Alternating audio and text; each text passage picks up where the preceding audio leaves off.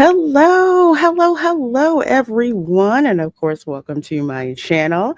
I'm Reina Creole, of course, bringing you that spice to sci-fi and pop culture analysis, and of course, always keeping it real when it comes to theme parks. And speaking of keeping it real, welcome to the Resort Recon Live podcast. This is my in studio theme park podcast where instead of me having to focus on not bumping into people when I'm at the parks, I'm here in my nice, comfy studio to keep you up to date with what's going on in theme parks and, of course, answer your questions that you have about the parks.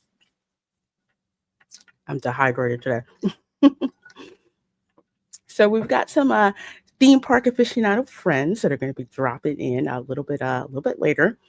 But I want to thank all of you guys watching on X and all of you guys watching on YouTube. So if you're on YouTube, please hit that like button. And of course, if you are on X, make sure you heart this stream. I would wholeheartedly appreciate it. Got a lot of stuff to go through today. It's Autism Awareness Month. So, since I've had to take several young family members on the autism spectrum to the parks, I always love to highlight what parks are set up to proactively support those of you who may have autistic family members to go to the parks. Of course, Epic Universe, it's influencer weekend. Pictures and video are okay. So I'm going to be showing a couple of pictures and video straight from Epic Universe. We may be updating that in real time because folks are posting that, but we finally get a nice look, or should say, nicer look into the park. So I'm excited about that. And of course, Disney World's $17 million, or is it million or billion? 17 million. Yes, mistake when it comes to Rivers of America. It's not just our theme park aficionados who are calling them out on it. Regular folks are calling them out on it, and Forbes has captured that as well. Of course, to filter up to those folks who are, investors and all that. All right. So with that said, let's go ahead. Let me see who is in the chat to welcome before we get started. I see DJ Knight is here. Hello, my dear. She says, sounds fun. I see Sarah Rust in the chat, and I love that avatar because I love cats.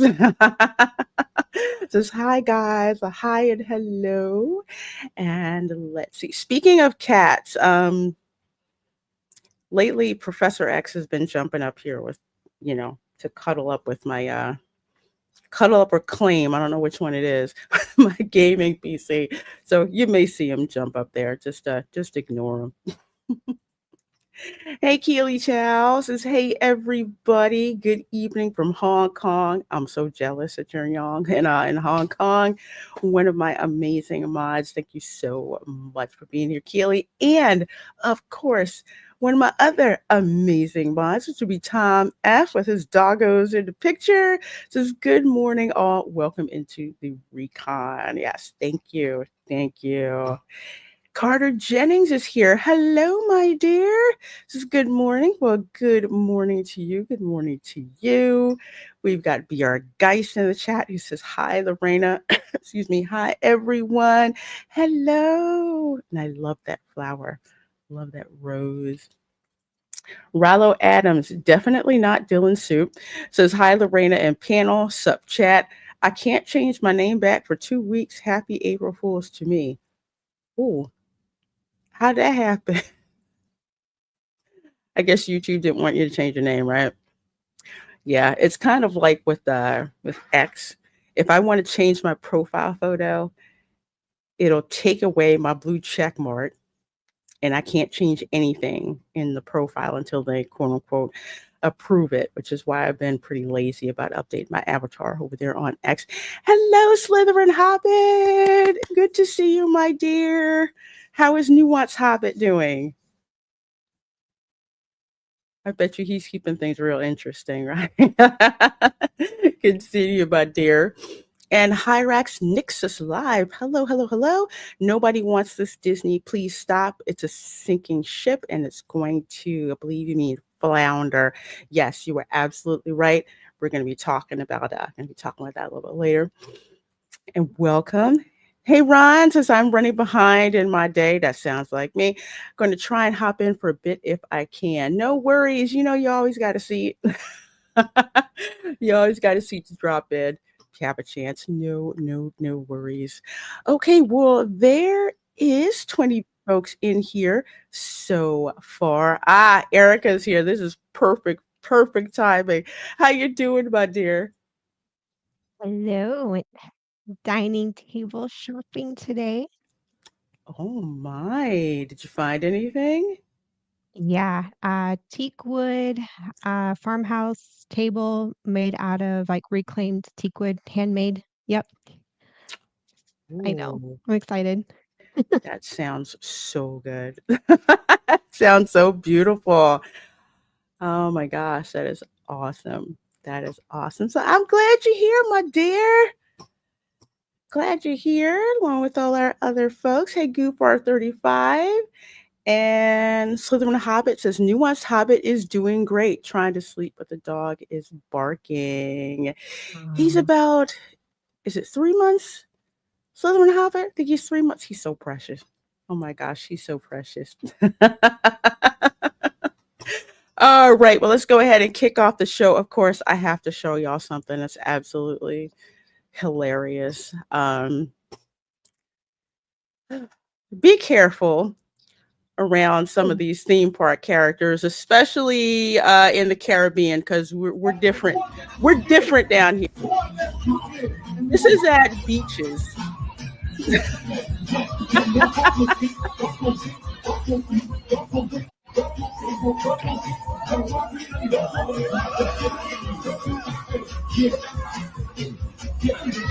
I've never, I have to laugh because I've never seen the Sesame Street characters move like that at SeaWorld or at Sesame Place, only in the Caribbean. well, they got moves. What can I say? They are so extra. I mean, if you're on Instagram, I think it's Reggae World, but I think it's Beaches. I think it's Beaches. But they have the Sesame Street characters and they all dance like this. They all do like dance hall style and it's hilarious. Sometimes they'll have dance offs and stuff. It's hilarious. It's so what was in that cookie? LOL. Don't ask. Rhythm was what? Yeah, rhythm was in that cookie. Might have been a little rum with a little something extra in it. I don't know.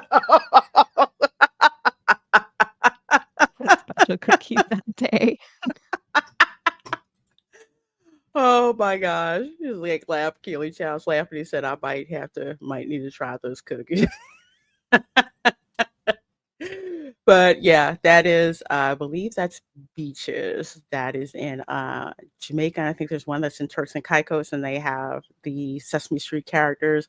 But some of the best videos are when they have the Sesame Street characters dancing dance hall style and doing dance offs. They're so hilarious. Let's just say I've seen Cookie Monster break it down even better than that. So you got to check that out. Got to check that out. Okay, so on to our next article. It is Autism Awareness Month, and I always like to point this stuff out because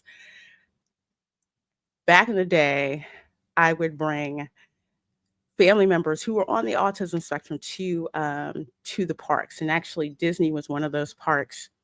Not so much now, but it was then. They had a lot of support for guests with autism. We were able to get a guest assistance card.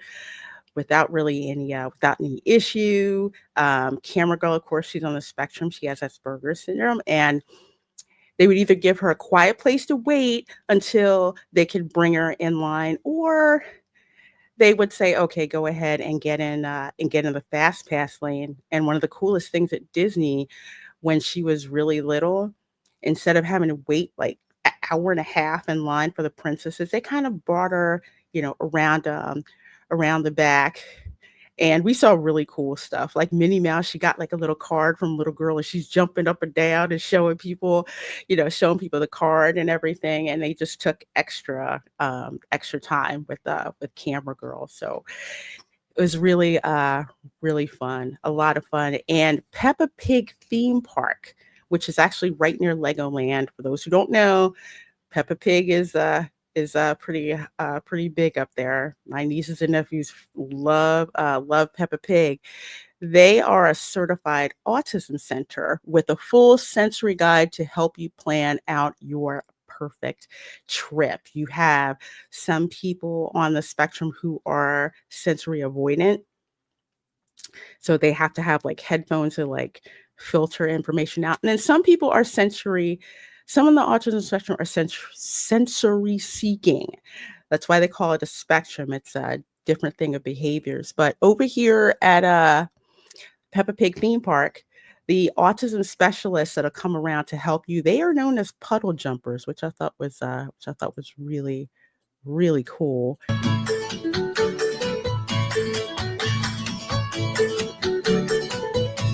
Nice to do some headphones.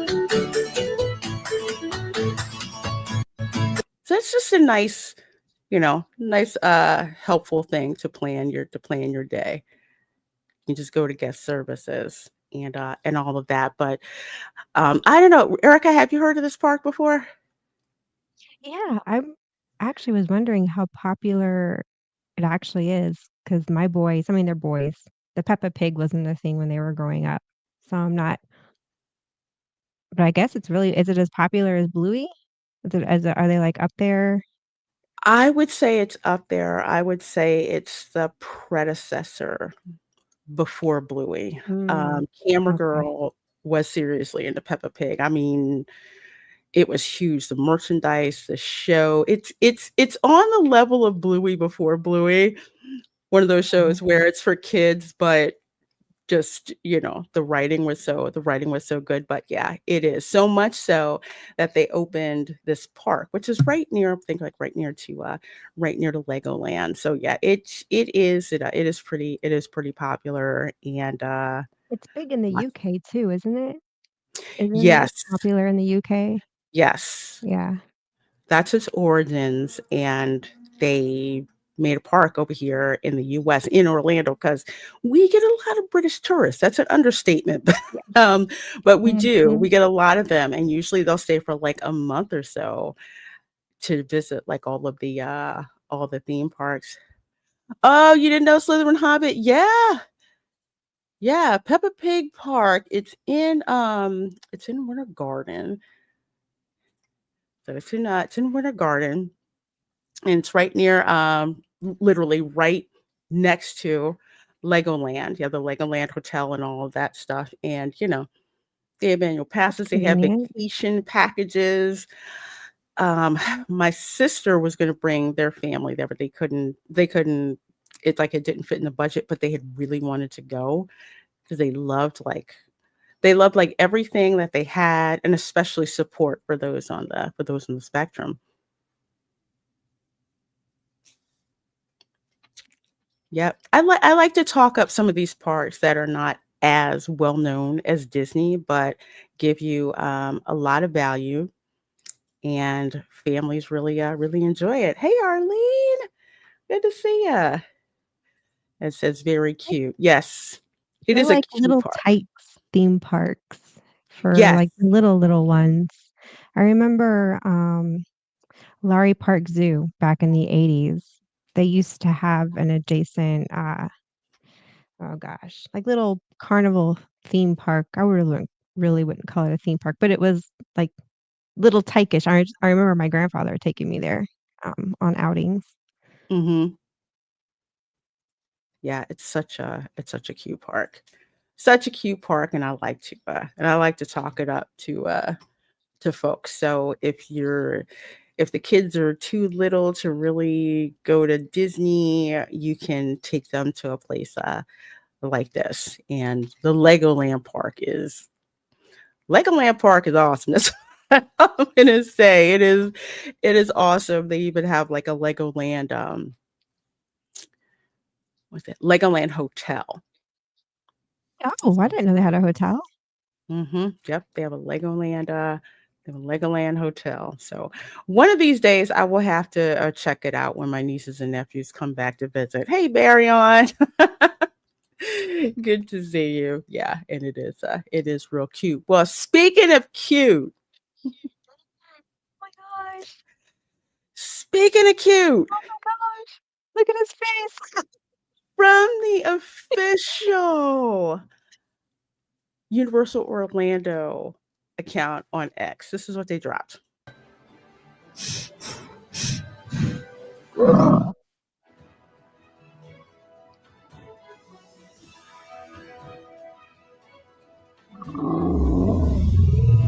I'm done. I'm so done. Oh my god.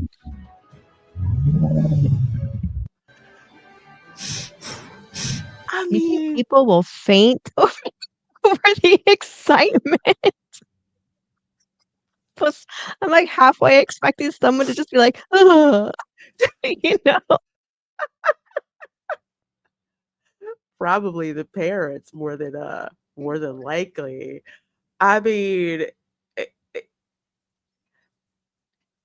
everything down Uh, to how you approach Toothless, to even the sounds that he makes in the animated film. Oh my gosh. I mean, this is look at his eyes and how his head they're moves. they're so googly and cute. I And then when you touch him, how his eyes go, and then you hear his voice.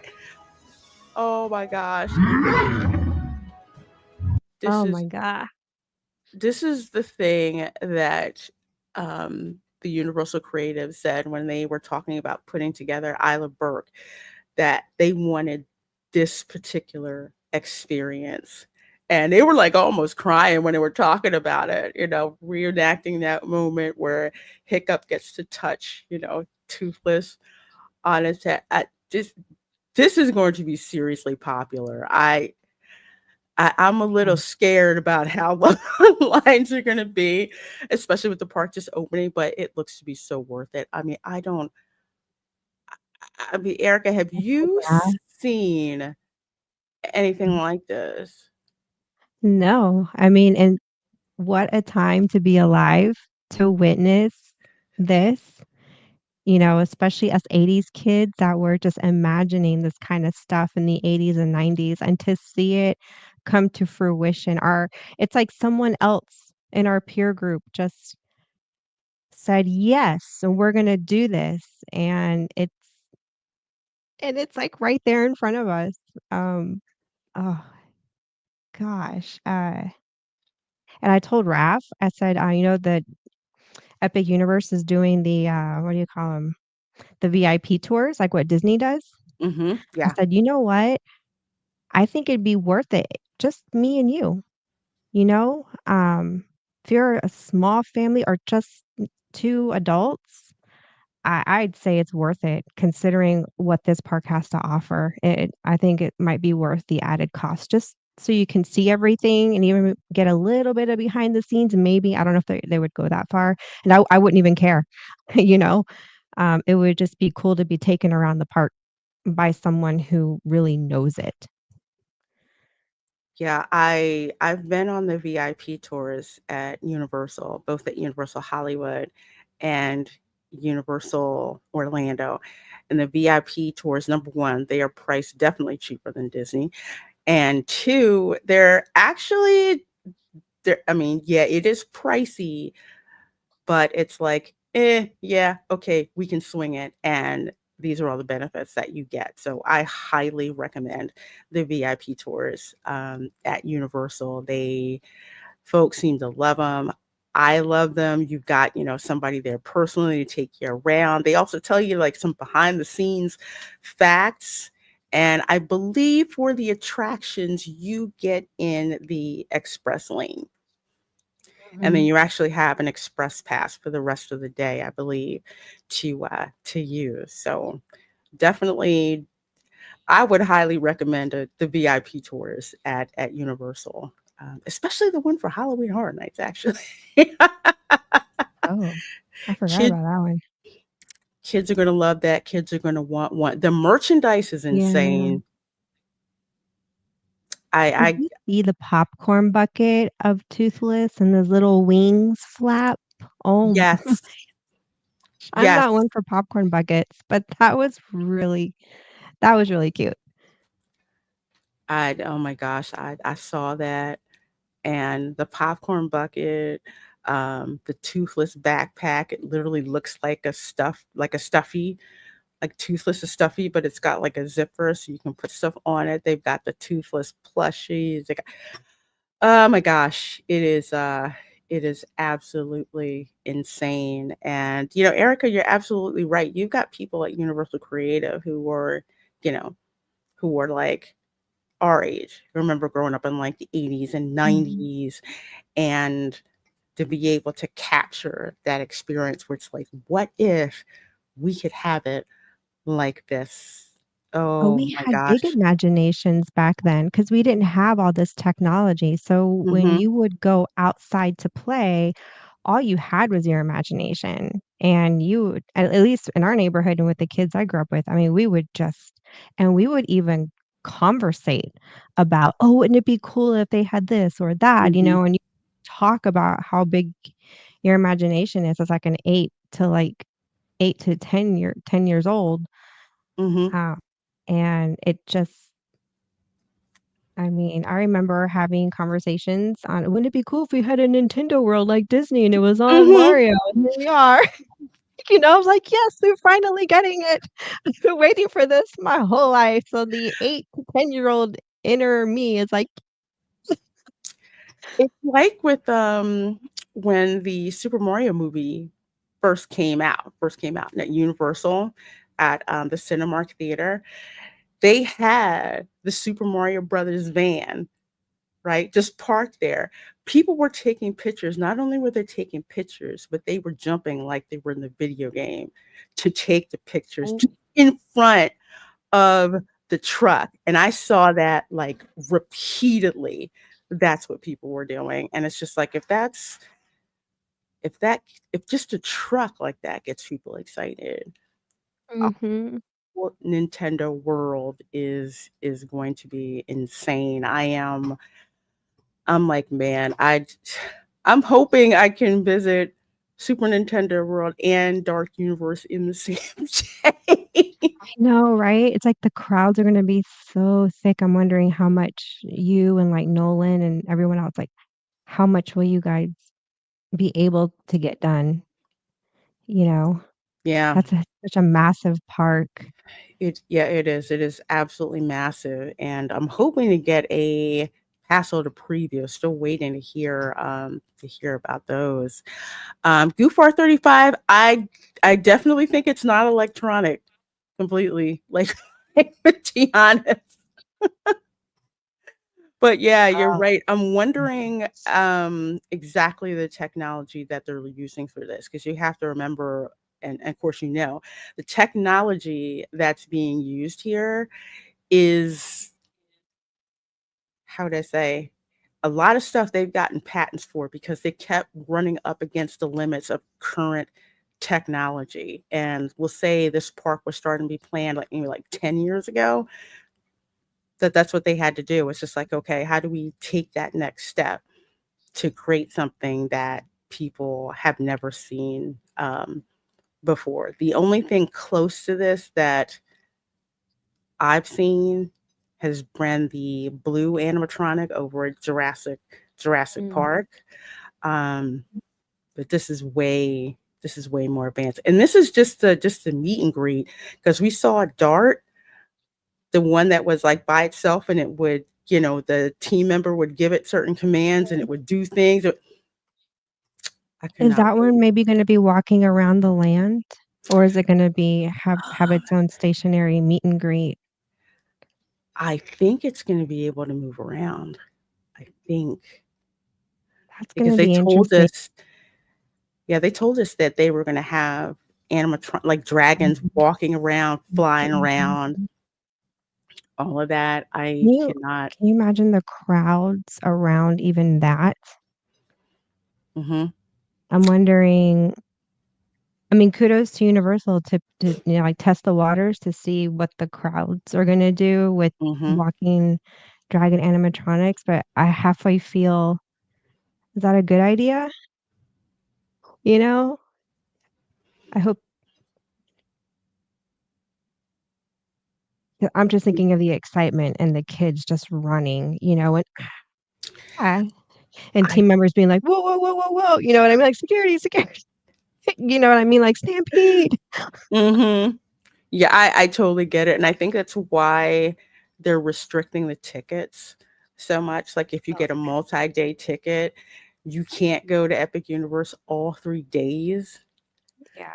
So I'm thinking between that and the parking, that's probably why they're doing it. But I also need to see when I get there just how much space there is for people to move around because it does look like Mm. it's Yeah, quite. the streets look wide, like, the Yeah. walkways look very wide, wider than what Mhm. Disney had. Then again, Disney's an older parks, so, different yesteryears, imagine years.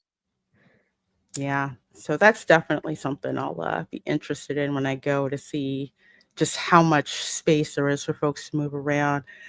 Arlene says, I've never seen any of these movies or had an interest in the IP, and even I want to meet this goodest dragon boy. Yeah, LOL.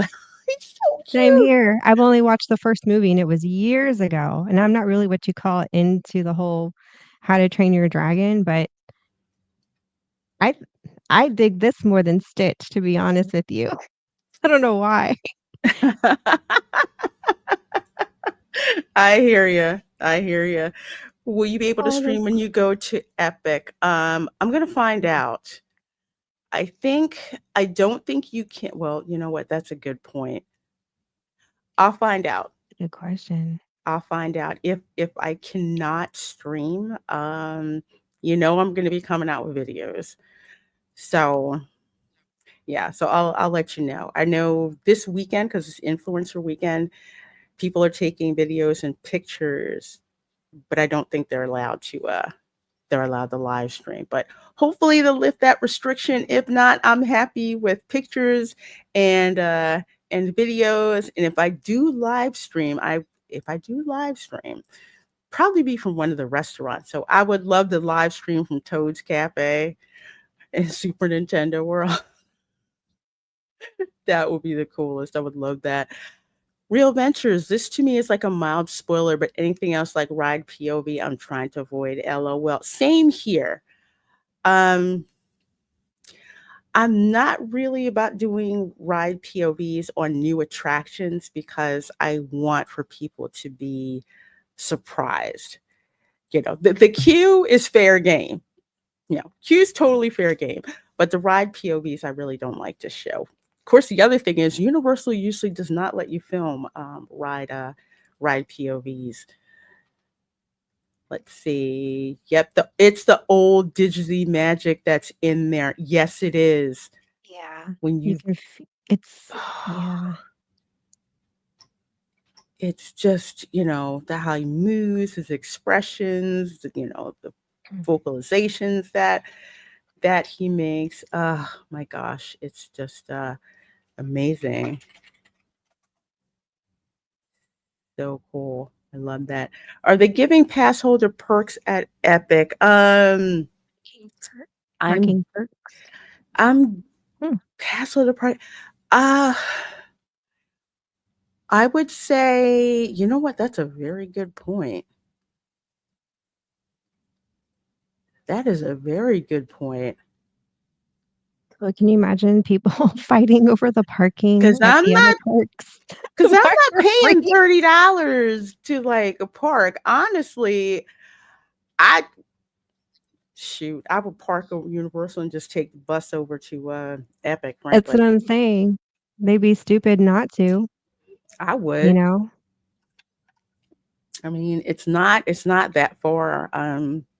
It's not that far of a bus ride. Plus, they should have. Well, no, because last time I took the bus from Universal to Stella Nova, they did have to go, I think, down International Drive. But there's a back way that they're allowed to go in with the traffic circle. Regular traffic has to go up, but bus traffic will go under, and you get to see like a back of Epic Universe. So we'll see.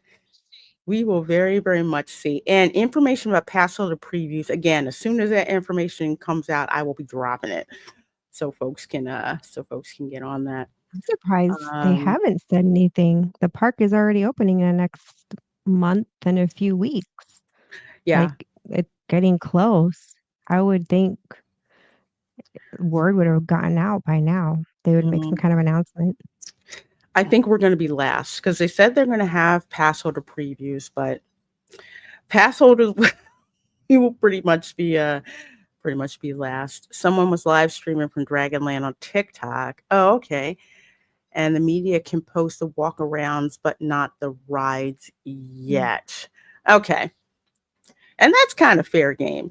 You can do like the general atmosphere, but not the attractions. What did Tom say? They okay, yeah, those at Epic. I'm so glad I ever watched the ride POV of Hagrid's coaster, riding that for the first time. Not knowing what was coming was so much fun. I'm looking forward to the epic rides without knowing either. Yeah, same here. Same here. And I'm the Hey, complete opposite. 'Cause scaredy cat you want to here. know I'd everything? rather kn I'd rather know where the twists and turns are before I'm like, "Yeah, yeah." Oh, guess who's in the back? Hey, Ron, how you doing? Um, What's up, I'm Ron? okay. I spent the morning finishing editing my Terra Luna Stella Nova vlog, Ah, Mm. and I needed to. I didn't have the space to render it, so I had to change oh, up some things and free up some space so I Mm. could render the vlog. But that will hopefully be on YouTube today. Later, it's long. It's like 36 minutes long, so it's oh, pretty. wow. Yeah. We're just going through some epic That, universe footage a little bit. yeah. I Just to back up. Remember how I said that phrasing reminds me a lot of what's outside of the entrance to Magic Kingdom before you walk in. Mm. Yep. And you go in, look at how they need to intricate change that's. the sign at Magic Kingdom. They need to update that sign with like, here you leave the world you know behind, kind of, sort of, maybe, but actually you're going to run into a lot of things that you see in the real world. Like, you'll see tattoos all over everybody, and you might see some men in dresses. And really, they really should update that. Uh, I love how open this looks. So Now, the wide. only thing that concerns me with that is the heat in the summertime. Um, you know, I'm just wondering how hot that's going to be. Mm. I don't like to go to any parks though in the summertime myself, and the fact is Mm-hmm. vacationers are going to come no matter what, so it may not make a huge difference. It's certainly not going to make a difference in attendance, but you know, Mm-hmm. what is the comfort level?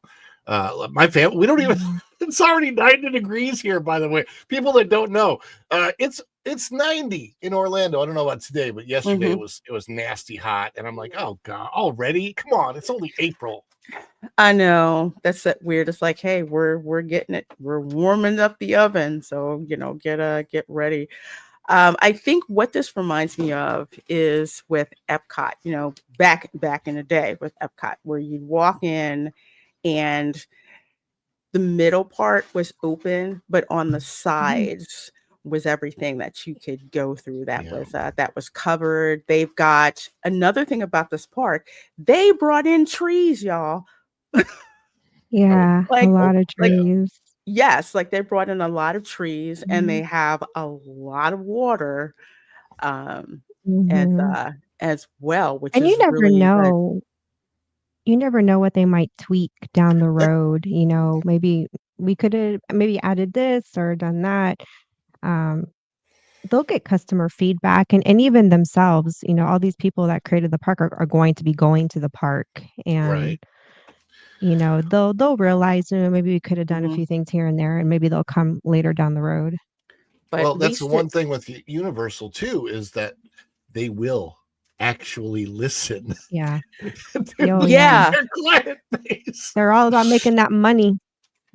I mean They that's don't what wanna I bite the hand that feeds them, and that's all of us. know. And that's the thing about Universal. It's like this park didn't just pop up overnight.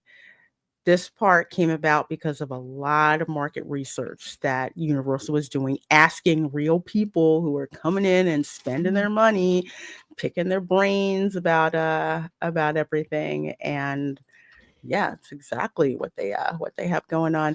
BR guy says, I want to go to Burke first.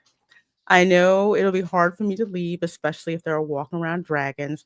So I'm seesawing on where it should be in my exploration order. Yeah, I know. I want to go so I can get the dragon eggs, so I can truly be mother of dragon. To get the little like eggs, and I want to see the dragons flying around. Yeah, it's like number three right now for me. So Well, it's I don't know, interesting I would because you think about this, you've got people entering the park from two different directions, which is incredibly wise, where you have Mhm. exactly from the front from this, the Kronos that we're seeing, and exactly from Helios, exactly from the back. So mhm. let's say that if you had an equal number of people entering at the same time, but everybody decides to go left, it's nice and even. It's it's like we're Mhm. going left to Nintendo World first, but back from Helios, they're going left to Ministry of Magic first. By the way, it's funny because I already have the park layout memorized. I haven't been there, but in my mind, I have definitely been there. And it's like I know I walk through that Cronus. I got Celestial Park right ahead of me, and then to Mhm. the left is going to be that Nintendo World portal, which I'm sure is where Xander is going to head first thing. He's running in there. They've Um, got Epic. They've got it's interesting that I would say I think the most popular stuff is to the left. When if you go to the Magic Kingdom, usually people are going right first, but on the left, you've got Super Nintendo World and then you've got Dark Universe. And you can't even see those portals right now. You can't see them because they're purposely hidden with like landscaping and scaling and all of that good stuff. But speaking of landscaping and scaling, check this out. We're going into the dark universe portal. it's alive, alive. I love that. That's so Look cool. at Oh wow! I didn't look at realize the this. portal is actually a like a. I thought it was just a gate. That's really cool. No, I didn't know it was this like long. You actually come from one world and it transitions to the next. That's very cool. that's what they have at Super Nintendo World in Hollywood. When you go in, it's like you are literally going through the warp pipe, and it has like all of the effects and sound effects. There's even like little games in there, and yeah, it's not just a tunnel. It's got effects like this, like in each one, and you go through, that kind of like that. Let me say like that blue energy, lightning, and all of that. It's almost like you see the gears first, which is, in Celestial Park, then you see this warp that's going on, and then boom, you see the theming. That is freaking amazing. Talk about a transformation where you feel like you're being sucked into, another Another World. Oh my gosh, that looks insane. What Did the you notice Stargate the is this portal? floor? Did you see the floor, how it, like, gradually transitions Yes. into the dark universe? Like, the way it's kinda Yeah, that's really cool, I like that. From here, then you go here. Yeah, and then through the warp, and then you're yeah. you know Like what's very, very cool about this? For those that have seen the commercials, right, where the families, like the portal opens up in their backyard or whatever, and they walk through it and they're there. It's like they have done everything they can with technology to actually give you that experience. Even though, I mean, it's there's a degree of you can't, it's not, you're not like walking through a like portal, but they've done such an amazing job. I can only imagine how this is going to look at night. You'll really get that feeling of walking from one world into another world, hmm like with the portals. I'm calling it. This is going to be insanely crowded for spooky season, Oh my gosh. especially for those who, they either can't go or they don't want to go to Halloween Horror Nights. Instead, they go here in Dark Universe. Yes. Erica's like, "Yep, that's me. That's And me." even then, this might even scare me a bit. Um, Maybe. I don't know, just I'm looking at the landscaping because when I did a bus like ride by, it's so purposely different. If I didn't know better, it looks like you're in some village in Transylvania somewhere with the landscaping and like with the trees, some of the light trees, dark trees. The theming in this section is just beyond anything that I would have thought it would be. It's literally like walking into Mary Shelley's Frankenstein when you walk through there, or Bram Stoker's Dracula, or seeing, the Wolf Man. I wonder where they're going to put the creature I from the love Black that. Lagoon. That's what I want. That's what I want. What if it pops up out of water just to scare the heck out of you? So you go and buy some water feature you don't know. Oh my gosh. That's crazy. Oh, I would freaking love that. It would scare me to death, but but I would love it. And this, from the outside looking in, this looks like castles that I've seen in the UK, castles that I rode by on the Autobahn going towards Yeah. Nuremberg. It even looks like some of the quote unquote castles in Philadelphia, where some people literally have estate homes that look like this. The realism is amazing. Oh my gosh. What say you guys? Wow. I'm just curious how they're gonna do, bookings for, like, events, weddings, things of that nature, because you could have a themed wedding in these lands. That's what I'm I'm, most curious about down the road. I agree, especially Gothic weddings. That's a Yeah, very this good one would point. be very popular for, like, a Gothic Wow. and even if you're not into the goth, I mean, just the hmm castle backdrop alone is beautiful. And this isn't Oh, something that you see,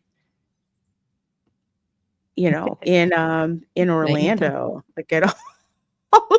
I mean, it looks like the castle that time forgot, and I love it. That's like the lightning. That's the lightning effect, which I think I posted a short, but right from my room at Stella Nova. Well, I went all the way to the end and took video from inside the park, and you can see like the lightning going across it at night. It looks so freaking cool. Between that and the Burning Blade Tavern, which I cannot wait to I to just want the stay at. steak on the stick. Yeah, steak on a stick. I love steak. I just want the steak on the stick. I'm not too keen the fact that they don't have garlic in there, but Arlene, that's funny. Wow, that castle. Unless they course correct, Disney Villains Land is going to have castles that look like when you buy your castles off of Wish. The rate that they're going, yeah. Yeah, I mean, I've never seen a castle um, like this. Don't all the portals have gates they can open and close? So I see that being used. Yeah, I think so. This gives me haunted mansion vibes in a way. It Be- does. Like on the wider sides, it has that haunted mansion, but then the middle part gives you those neo-Gothic Mhm. castle, like Neuschwanstein Castle. So Yes, it's like they kind of blended the two a little bit there. especially with how real and distressed the facade looks. I Because it know. has I love that it. look that time forgot, like the haunted mansion, where it's just like, Yeah. is there anybody in there? It doesn't look like anybody's been there, you know, in quite some time. It's just it's If they wanted to darken it a little more, they could and get away with it. When you look at the Cologne Cathedral and you see how essentially it's dirty. I mean, that cathedral is what? How many hundreds, if not even thousands of years old? Cologne, They isn't it pressure like wash about it. 900 or something, I think. It's something. It's an insane. Yeah, But if they wanted to dark, they could still get away with um darkening it even more if they wanted to and get away with it. But you'd have to have the lighting to really to yeah, to really think contrast, it off. Hmm. Hey, 40s Mandalorian. Disney is planning to destroy its immersive qualities in Frontierland and Liberty Square, but Epic is upping its game. Disney is in trouble. Yes, they really are. As much as they try to put their head in the sand, this is the type of stuff we used to get from Disney. Yeah, what we expected. And one thing about Disney is, I'm expecting them to do a forced perspective style of these villains' castles. I don't think we're gonna Hmm. get any like this. No, And the forced perspective that they did with Belle and Beast Castle and Fantasyland, eh, and that is not their Yes. best work. No, no, that one's not very good. I mean, it looks like a miniature. It looks like a miniature castle, which is what it is, It and does. it Yeah, like looks a cake that's exactly what it topper looks you like. put on a wedding The, cake. Like, one of the reasons that the forced perspective doesn't work on the Beauty and the Beast castle is because our eyes would blur something that if we were looking in the front, uh, they mhm. would have had to design it so it looks a bit blurry um, when it's clear, like when it's not blurry, right? They would have had to somehow blur it. But what happens is when you look up at the Beauty and the Beast castle, it's like it looks like a model because it's exactly what it is. There's no the hmm forced perspective does not work on it Yeah. because it's in the same visual plane, and your eyes they're not Mm. tricked because there's no hmm illusion of it being in the distance and therefore being blurred. So like I'm looking at my screen right now, and even the stuff behind me is blurred. They didn't take that into consideration. Forced perspective doesn't always work. It works great when it's subtle, but when it's supposed to be like when it's huge, like the one with Beauty and the Beast, it just does not work at all. I would, however, love to see the Beauty and the Beast castle built in some park somewhere, life Yeah, size. That would be amazing, like a Cinderella's castle. that would be so awesome. Oh, I wonder, They does should. Japan have that? I don't think so. Oh, Um, Erica, you're muted. I think Japan has Cinderella's castle, a different version of it. Well, they added a Beauty and the Beast attraction, and you do Yeah. approach the castle, The approach, and okay. it is Wow. massive. It's like you're approaching a life-size Beauty and the Beast castle, and you walk through the castle as the queue line, Mm-hmm. Well, see, and that the would be ride that. it is amazing. I've ridden it a lot on YouTube. You are riding in a Yes. saucer, I and it saw that. rotates, and Mm-hmm. it goes through basically the story of Beauty and the Beast, and it is just, oh gosh. Why they've never chosen to bring that one to the United States is just beyond me. I would so much rather have that ride than the Yeah, stupid I'd Monsters rather have roller that coaster. than I the agree. restaurant, I and the agree. food is Um, so mediocre for the price. I'd rather have the Mm-hmm. attraction. But one the last thing I want to say. Sorry, Ron, I didn't mean to interrupt you. Go ahead. No, I was just gonna say that the restaurant it's the dumbest thing in the world that you go in there and the one room that they forgot is where is where Be Our Guest takes place. They don't have a dining room. Oh They my don't have the gosh. dining room. It's always and they made a rose room, and I'm like, instead of the rose room, you could have done the dining room there. You They know, could have. Such a missed opportunity. One last thing that I'll say about this castle, and then I want to move on to the information they have about the Helios Hotel. When I look at the lightning that goes across this, do you know what I think of? Tower Frankenstein? Terror. Mm, Oh, I forgot about that. Do they still have the lightning effect, or is Yes. that do gone? they? Yeah, they still have it on Tower Terror.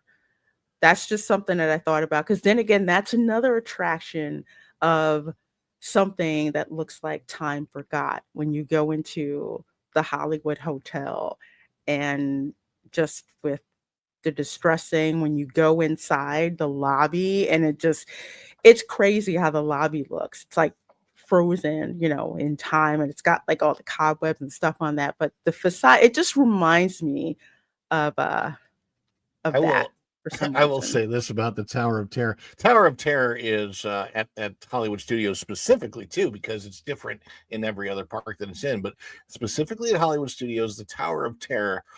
Um, when was that done? The '90s. That had to be the Mhm. pinnacle of Disney Imagineering when they were at their best. And let me say, um, not all when I look back at having been a cast member at Disney, the best part of having been a Disney cast member is those private cast member only tours that you get to Mhm. do. So I got to spend a lot of time walking around and discovering everything that's in that lobby on that tour, which was so cool. You have to get up super early. You have to be there at like 6:30 a.m. before the Oh my park gosh. opens. But it's totally worth it. We got to ride the ride several times, once with the lights on, and we got to walk through the fifth dimension. It was like I know that ride really, really well. And of course, I'm not an attractions person, so I didn't get to walk on it. But the things that I've got to see in that backstage tour was very, very cool. I honestly question if Imagineering at Disney will ever get back to the place where they could replicate that level of expertise in an attraction again. I highly doubt it, because there would have to be such a change in the company and the company philosophy to attract those type of people back. It would be very, very difficult, especially when so many of them are going to Universal and creating things like this right now. And that's what I was gonna say. It's like they all of when Disney let that talent go or by attrition, people just like, you know what, I can't be creative here the way that I would like. Let me go to Universal, where it's just basically like everything is on the table. Let's just, you know, do the stuff that we want to do. I do not see Imagineering ever getting back to that. And this is Thrill Geek. They're out there today, so you can check their live view. But Um, inside Helios, those this windows. is the view that you get from the theme park rooms at Helios. Oh my gosh. Look at how this is the dancing. This is the Fountain of Nations 3.0. Okay, that Foley. we got here. The Celestial Carousel right there. Super Nintendo World, of course, over there to the right. I think this is Westgate. That's all the way out there. But look at this. Look at all of this greenery. Look at the walkways. All of this that you can see from Helios. And of course, is that oh my gosh, I think that's Helios. So we There's love to go out and stroll, just hold hands and just, and I mean slow strolling, and just, I am having this amazing fantasy of me and Raph strolling through all of those areas and just taking it all in. it is it is just gorgeous. I love, did you see the people are walking there, these wide open spaces, greenery to like sit around. There's, trees that are here. I think the Pan Asian restaurant is over there to the left. That's where I want Mm, to go. I want to check out that yeah. I that hope the restaurant. food game there is really, really good because Disney has so many darn restaurants. I mean, there's just so many places to eat at Disney. So, Mhm. with there being so many places to eat, there's some food that's like subpar there at Disney. But because there's so many places, there's also some really, really good food at Disney. And Yeah. it is the one place where Universal, um, I just Mhm. really hope with Epic they have stepped up their game, because if they can meet and exceed the quality of some of Disney's best Mhm. food, it's also a major game changer. A lot of people too may not realize this, but from Stella Nova for sure, probably from Terra Luna too, but we only went to the seventh floor of Stella Nova. You Mhm. also get a really good view of SeaWorld, and you can see how close you are to SeaWorld. Yes. If you're staying at Helios, Stella Nova, or Terra Luna, you are just down the street from SeaWorld. So you're right at Epic. SeaWorld's down the street, and then you've got free transportation to um, the three Universal other parks, the two parks in the water park. I mean, Mhm. it is really within the same, it's not a bubble like Disney because there's other stuff there besides Universal, Mhm. but as far as the geographic footprint, it is in the same geographic footprint as a Disney vacation. If you wanted to do a Universal slash SeaWorld vacation, it can completely replace everything at Disney, and I think you would have as good of or better a better time perhaps than that. Plus, the other nice thing is that maybe you get the gumption, like you're like, well, let's see what else is around. I mean, there's so many other things in the area. Like, you're literally down the street from the new Blue Man Group theater, and the Icon Park is right there. You've got Top Golf. I mean, there's so many other things right in that area. um and at the same time, I think they did a good job of kind of closing off the park Epic itself. Like, Lorena, you've been out there with the way they did the streets, and they kind of surrounded Epic. They did a good job of keeping that park where it's to itself. The only place where I would Mhm. say there's one slight issue is um, that apartment complex that backs up to it. Oh, There's Yeah, but there's also team member accommodations there as well. I know exactly what you're talking about. And yeah, they have like on-site team member accommodations mhm. as well. And I thought about that. I'm like, man, they've got two or three apartment complexes, out there already. It's like They how's might that get gonna work? discounts on rent, because I know when I had family work, um, for Disney and they went to, UCF, they got double discount for being UCF students and for being cast members, and they lived by the Mhm. university and would commute into work. Hmm. Oh, and the other thing to remember is that the UCF Rosen College Oh, uh, for yeah, is right across there. It's it's another nice golf right course, across by the the way. street from, yep, the golf course, right across on a Destination Parkway. I can't with this. Is that Helios? Oh, It's my the only bar. peeve with this is it's just a bar. There's no food.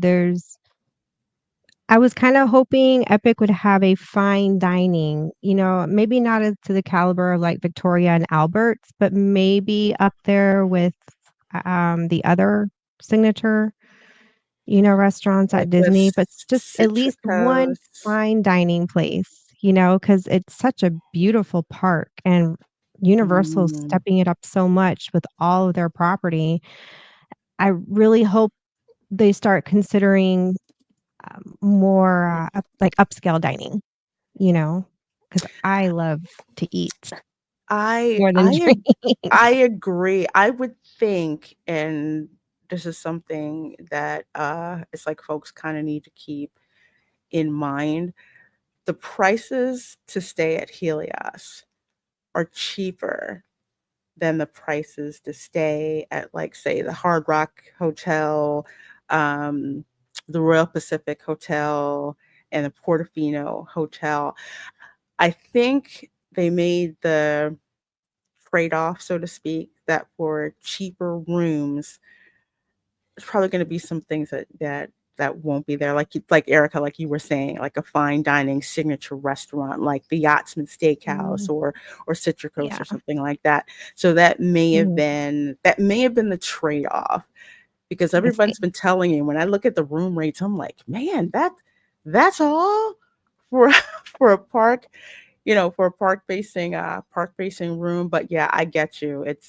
I guess with them, it's like, okay, we'll just have this bar with like possibly a tapas menu or something like that. I'd like real food, but I am looking at this like Disney used to do stuff like this when it comes Mhm. to making their dining rooms stand out. Like, for example, Narcoossee's now just looks like Red Lobster. Didn't always look like that. It had like definite touches, to it Mm. that made it different from anywhere else.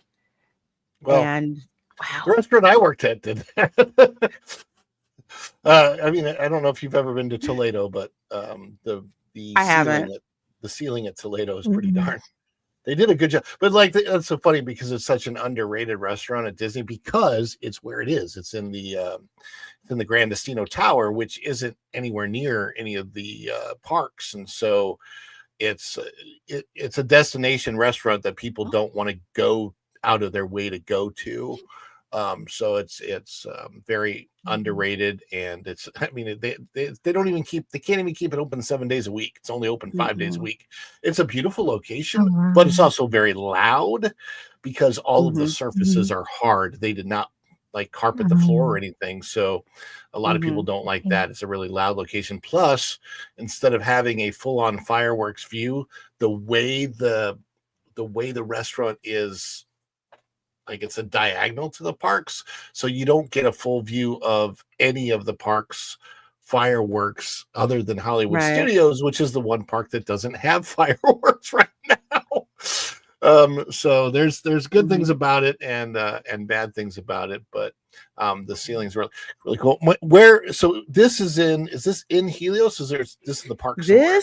This is in Helios, and Okay. this is at the top, Okay. the top of Helios where the dome is. It's like a Okay. Okay. 360-degree view of the park, But and it's isn't there just some kind gorgeous. of a restaurant up there as well? Maybe not fine dining, but I thought there was some. Not yeah, it's on another level, and it's more like casual. It's more like Mm. casual dining. That's there. Like say Um grand what is it, the Grand Floridian Cafe level type of Think thing? so. Yeah, Yeah. think so. It's like that. BR Geist, I did hear about that. That's why I'm thinking maybe they have like a tapas menu or something like that. I guess kind of like the bar at Space 220, with Mhm. hopefully better selections. But I did hear that. And yeah, Arlene, see, this is what pisses me off about what happened to Narcoossee's, because Narcoossee's is supposed to have like this not Key West, but how to put it, like this old Florida vibe to it. And it had like certain touches that made it different, and they homogenize the whole freaking thing, and it does it looks like a red lobster Oh, Well, in the inside. I don't think I've ever paid $90 for lobster at Red Lobster, and that's how oh, much their surf and turf meal is at Narcoossee's. mm. So they probably should up their game Ah, a bit. It is, I love yes. it, I gotta go to Bonzo. Chick-fil-A. Yeah. Yeah, Bonzo, medieval map of the stars. If you go to Diagon Alley and forget whatever that gift shop is that's right across from Escape from Gringotts, go into that gift shop and then look up, and it's literally like a celestial map that's in there, complete with Oh, telescope and everything. Looks like the wow. kind of stuff that they used to put at Mouse Gear and stuff like that. Hey, DK Bones. That's what it reminds me of. Just the effort and stuff that they put in it. I miss Called mouse Top of the gears. Universe if it was on the Top top. oh, that's such a cool name. I do like that. It kind of reminds me of the California Grill. Back when it They was used to good. be Back when it was didn't it good, used and to then call the Top of chef, the World years ago I think they before it was did, California Grill? where they call it California Grill, and it's just all this glass, and you can see. I mean, it's not 360 degrees, but it's facing the Magic Kingdom, so it's beautiful Mhm. when the sun comes down. There's a medieval taverna lower down. Yeah, beautiful, but more casual. More casual. Hey, HMPD, Agent Josh Perry says hi and good morning, everyone. Good morning to you. Uh-oh, baby's up. See you later. Great day, everyone. I know. Thanks for being here. Good seeing you, my dear. Oh, speaking of Disney fails, and we're gonna get into this article that Ooh. Forbes has put together. First of all, Oh 50, my 60 gosh. people watching between YouTube and X. So thank you so very much for being here. Y'all remember when when I would go to Epcot and we go to where these submerged lights were, and I'd take notes on the mold and the cracks and how the LED strips were starting to basically rise like zombies from where they were placed at. And I'm just like, this is an accident waiting to happen for people to trip on it. Well, I'd this be is their tripping. Disney's idea of covering up where those cracks are. And sure enough, look at how high up that is now with these LED. Yes. How hard is it for any Disney fan from the past to look at this and go, what the literal F happened to Disney? Like this is so, like I just think of Disney 10 years ago and how this would never happen. Also, Mm-mm. they used to have a really, really cool magical effect embedded in the surface of the floor there as you walked out, and they didn't need to change it or get rid of it. And you know what's weird? It worked for like 30 years. I mean, this new effect, they can't get to work for a freaking month. No. And then they claim to quote unquote fix it. And I go back there and look, and you can see all of these little dead spots where the lights were. And I'm just like, this is a band aid. This is not going to stay. And sure enough, it did not. There were sections of the LED lights that were starting to rise up from where they were. But when I saw this, and I think I actually showed this live on the live stream, I'm like, wait a minute, I got to take a picture of this, where they just had these poles out. And it's just like, what awful show that one, you couldn't get this right in the first place. Okay. You install something that apparently pressure washing supposedly screwed up. Then you try to say that it's fixed and it's not fixed when basically it was bad design to begin with. The fiber optics in the concrete never had a problem. Epic Yep. Universe has LED lights on their walkways. So, I'd like to know what material they're using that is causing that to expand and literally bow out like that. Obviously, it can't handle the moisture. It's making it like how mm, some wood swell. You can't have certain woods in certain homes if in humid weather because the wood will literally bow and it's just mhm. not a good mix. I I don't think know what makes Here's my thought on what happened with that, Erica. So the Imagineers, they're planning all this out, and they got to get their materials. And one of the Imagineers, knowing that they work for Disney, they see this commercial, and they're like, "Ooh ooh, Timu shopping like a billionaire," and they're like, "Oh, Disney's billionaires! I should shop and get every one of our materials from there." Timu it is, and everything was ordered from Timu. China here's made, huh? yeah. And Yeah, here's my opinion on it, and I've said this from the beginning. I've never seen LED strips like this laid down in such a pattern. How many people do you have walking over this repeatedly, day after day after day? How many pounds of force are going across delicate things like this that aren't meant to? Yeah, And with the you, sealant, including how is it's like, you know what they how's that should have used stay? here? You know what they should have used here, Lorena? I don't know if anybody What? remember. I don't know if anybody remembers the campaign from like 10 years. Solar freaking roadways. That's what it makes me think of.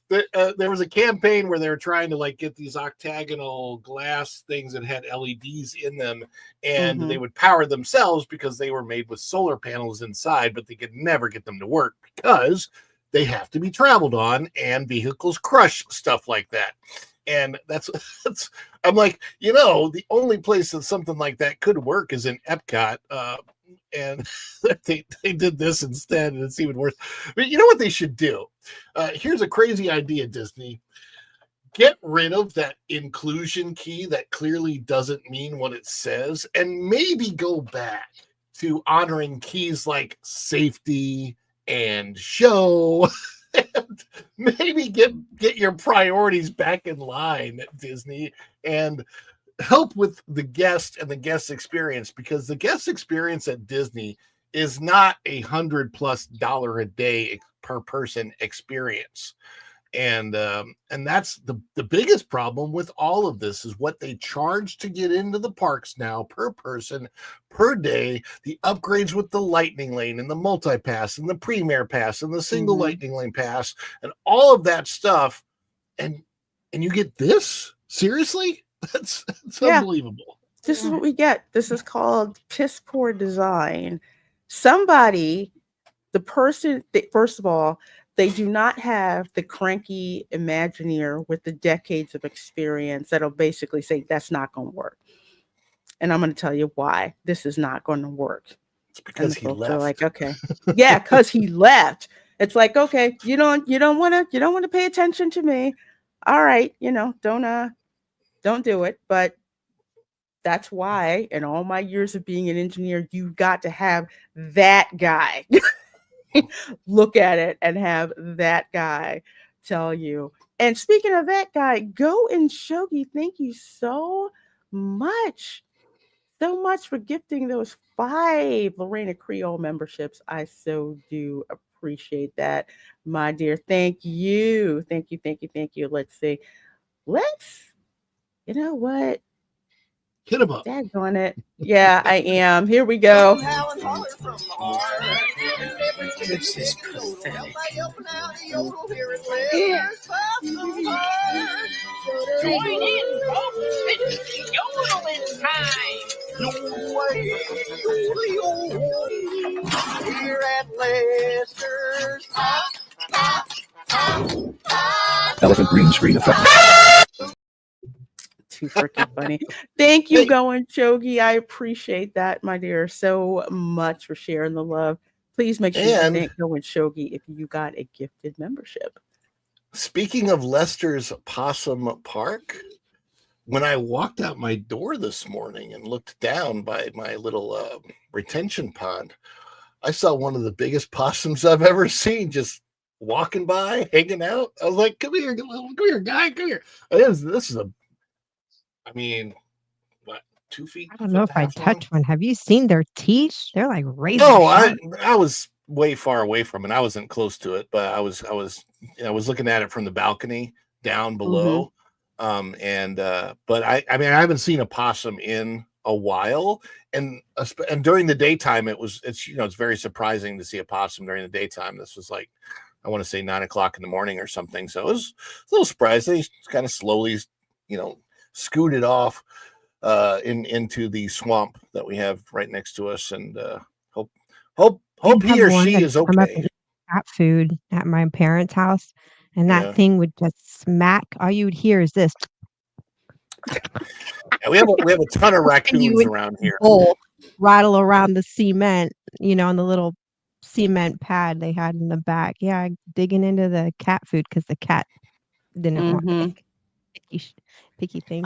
Someone had asked me my opinion of the drive-in restaurant. I guess the one at Hollywood Hollywood Studios. Studios. And it Mm, used to be eh, better.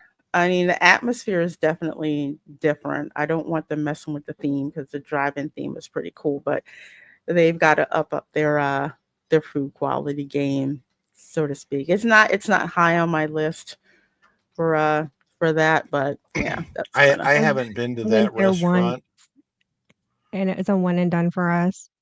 Me too. hmm That's the same yeah. for me. I went there, and I want to say it's been 10 years since I went there, because it's one of those, because it's themed the way it is. Sounds like it's going to be really really cool to go hmm to, and it's just kind of so dark, and you can't see a whole lot. I mean, it has to be dark because it's set in a drive-in movie theater. That's the whole idea, and I totally get it. And it's probably really cool for some people, but for me, it's not that big of a deal. I like the Yeah. 50s prime time a lot better Yeah, myself. I've heard that one's really good. Agreed. We haven't been Agreed. to that one yet, but Oh, I the do peanut want butter to and go to jelly that one shake, at some man. point. That's just weird. I don't care how good it is. It's just weird. I don't care. Mom's It's great. pot I roast. get the Biscoff one over at, was it City Walk? Is that where it is? The Biscoff shake? Oh, the biscuit. That's at Gordon Ramsay's Fish and Chips at Icon Park. Hmm. Okay, That that's is what I want. that is worth the lactose intolerance pain that you will get. It's so good. It's just like whatever. It's gonna be worth it. But unlike the Biscoff shake, we all knew this, but apparently it has Mm. now reached Forbes level. Because you got to remember, Forbes Oh, audience is pretty much folks who have a lot of disposable income and investments. And coming to us from Caroline Or, Reed, or at and least she they has did some great last quotes week. here. At least they did. Yeah, at least they did last week, right? But Disney is facing furious backlash over 17 billion. I said million, shoot, billion in theme park investments. So, of course, everybody knows the Liberty Bell paddle boat, of course. But apparently, Disney wants to get rid of it and fill it in with concrete and, put cars in it to say ciao. So Disney's Magic Kingdom in Orlando has long been known as the most magical place on earth, but fans and industry luminaries have warned that incoming changes could cast a dark spell on the historic theme park. Understanding their causes of concern requires looking back to 1955 when Walt Disney himself swung open the doors of Disneyland, which was built on a former orange grove in California. Among its opening day attractions was the Rivers of America, a network of waterways which were navigated by an old-fashioned paddle steamer and featured scenes from the frontier area on their shores. Over the years, other forms of transport were added, giving guests the option on traveling on smaller keel boats and canoes. Now, I know at Disney World we don't have the canoe um, transportation. We have like the, what do you call them? Like the rafts that they have to take people over. to Tom Sawyer Island. I'll ask both of you guys. You've been to Rivers of America over in the Magic Kingdom. What's that like for some folks who may not know what Rivers of America is like and why it's so important? Well, it's Hmm. peaceful. Where do we It, start? yeah, it's one of those things like, so it's called the Magic Kingdom, I think, for a reason, right? And with Walt himself, I think that to Walt, um, the I the idea of America, especially you see it when you go into the Hall of Presidents and you see how they present the Hall of Presidents as like the whole idea of a president was a new thing. Like no other country prior to the United States was Mm-hmm. presided over by a president. It was like kings and whatever. Um, the whole idea of America was so important to Walt. And while we have worldwide freedom generally in a lot of places right now, that all kind of started with our country, the United States of America. And yeah, it's not perfect. A lot of issues with history, obviously, but that's not the point. The point of showing the history of the United States and frontierland and all of that, um, it's important to know as a culture where we came from and other people that are visiting from like Europe and other free countries. It's kind of cool for them to see that Americana vibe when they're coming over here. I've talked to a lot of people from other countries. They don't want Rivers of America going away either because it's special for them when they come over and they see a part of our culture that is different and unique to them. The same as if when you were going to France, you wanted to go to the Louvre, right? You wanted to see the Eiffel Tower. You want to see things that are unique to French culture when you go to France. When you come to America, you want to see things that are unique to American culture.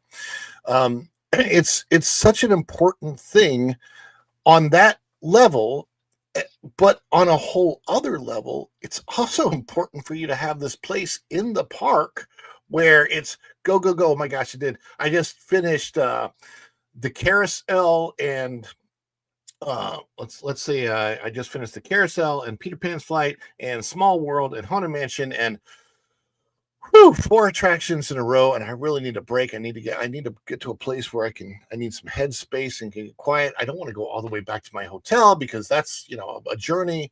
Wow, isn't it nice to have a place that I can just get on a raft and kind of go over to this quiet island, let the kids play because they got some cool play areas and caves and stuff like that, and just take it easy for like an hour and like recuperate before going back to the park. And then if it were open, of course, you get off Tom Sawyer's Island. Then you're going to get, okay, now I'm ready to go again. I'm going to hit Big Thunder. I'm going to hit Tiana's. I'm going to hit Pirates. Like you need that space in there to do that. You need a place of respite to where, and it's also beautiful. Obviously, I can't speak without a particular bias because I'm from Missouri. So literally, Tom Sawyer Island is a piece of home to me. I grew up going to Merrimack Caverns and Onondaga Caves and the caves where, Tom Sawyer and Huck Finn would have hidden out in Missouri if they were real characters. The place that like I'm from, where Mark Twain is from. I've been to his home. I've actually been to Mark Twain's home. It's huge for me, and so I have a tremendous bias for it, obviously. So I have to put that Mm-hmm. in there. But it's a beautiful, cool place. And by the way, they did the caves really well. Being from Missouri, I can tell you that yeah, the the theming of the actual caves in Tom Sawyer's Island is pretty dead on. Hmm. So it's amazing. It's beautiful. Hmm. Erica? Oh, for me, it's the smell. There's just this smell to Frontierland that I don't know. I guess it's whatever smell they pump, but um, and just the white boat. I don't know. It's calming. Water is calming, and it's just that part of the park is a lot slower paced Mm-hmm. than Tomorrowland, Fantasyland, and even Main Street because you have all the shopping, on Main Street. And then you've got Tomorrowland, which is hustle and bustle. And even Fantasyland is very crowded for obvious reasons. And you go over to Frontierland and it's all these trees and it feels like a park, but it's themed in this frontier of the early days of America. And I don't know, it's just got a completely different vibe when you walk back there and you feel it. You can physically feel this, at least for me, the sense of just like you're decompressing as you're walking back there, and the smell, I don't know what it is that they're what smell they're pumping back there, but it just has this, maybe old school Florida. If you were raised in Florida, you would probably know what I'm talking. It smells like home, Yeah. and I I That's can't describe it unless you were raised in Florida. There is this right. not a bad musky smell. It's just this Florida. Yeah, it's kind of a swamp smell, but not in a bad way. I don't wanna 'cause you Not see in the the word way that Florida, you happens you're gross. when the sewage Yeah, leaks happen.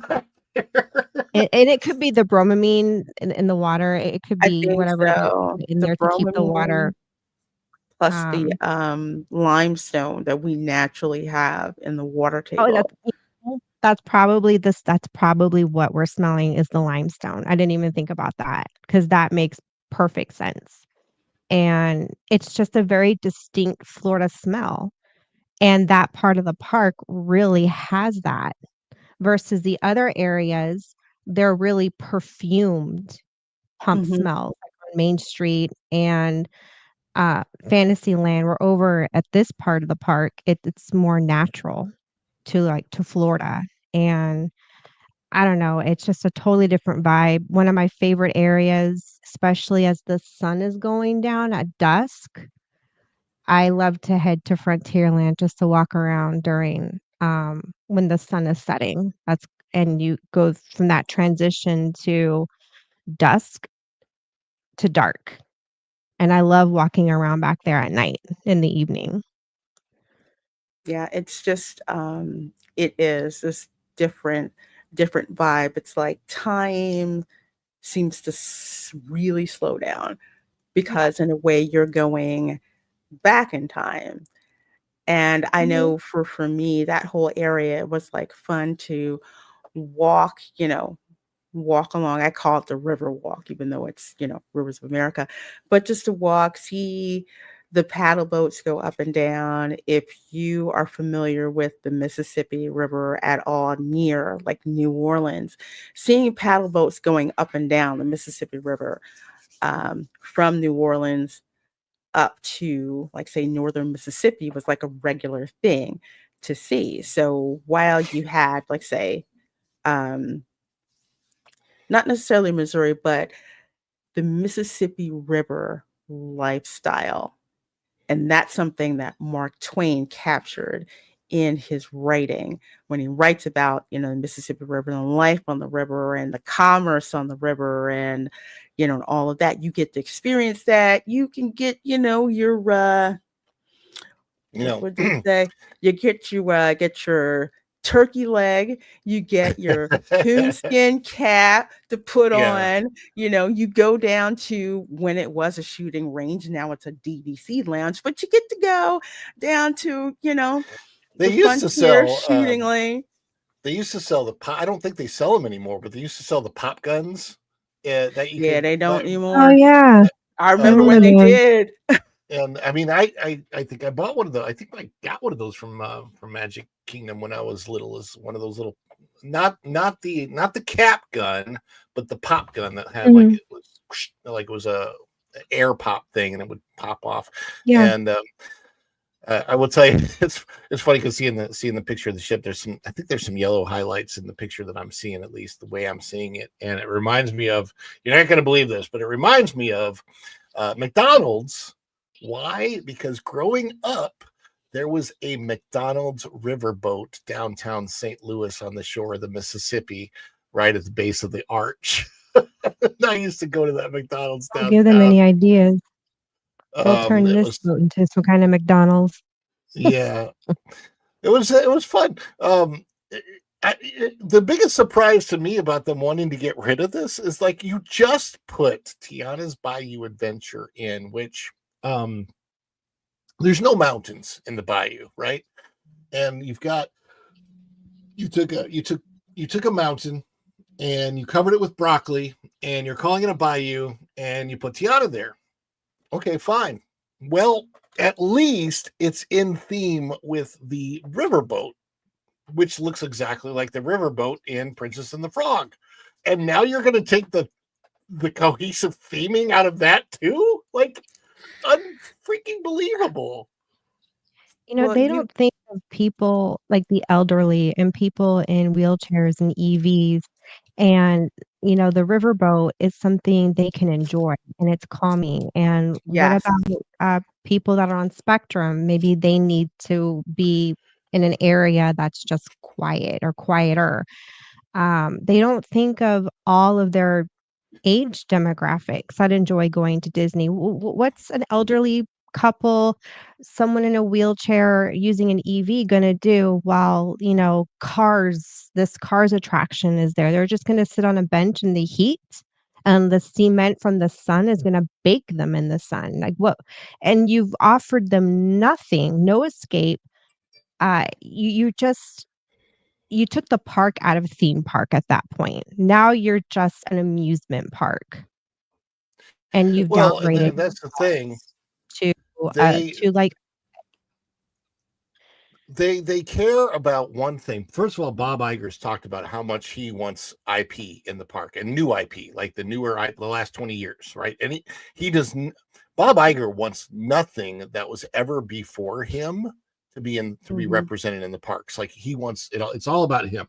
That's first of all, and then second of all is now that they have gotten rid of free fast passes, which made a huge difference, and everything's about the lightning lane and getting people to pay money for that, they're like, how many lightning lanes can we freaking create so that we can get as much money out of the guest for coming here as possible? And all of that for me kills the Disney vibe. So people talk about the Disney magic, and I'm like, for a while I said the Disney magic was diminishing, and I'm at the point now where all Disney magic is almost completely gone when I go to those parks. It's just, it doesn't have it, Well, they're not it in used Yeah. to they're feel not so in special. the yeah, it did. And they're not in the magic creation business. This is what I've noticed since 2018. It used to be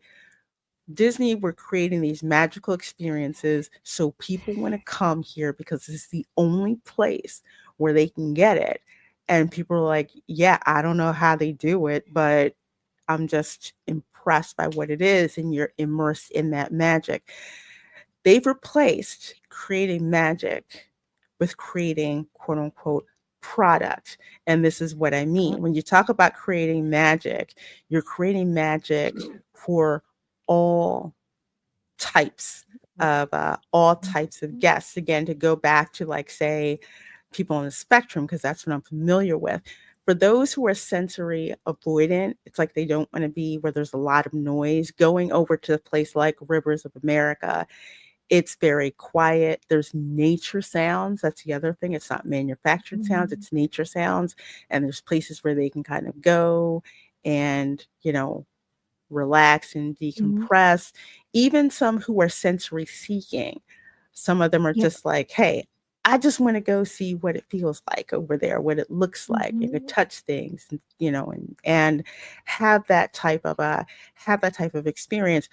Disney wanted to make all of his guests feel welcome at the parks.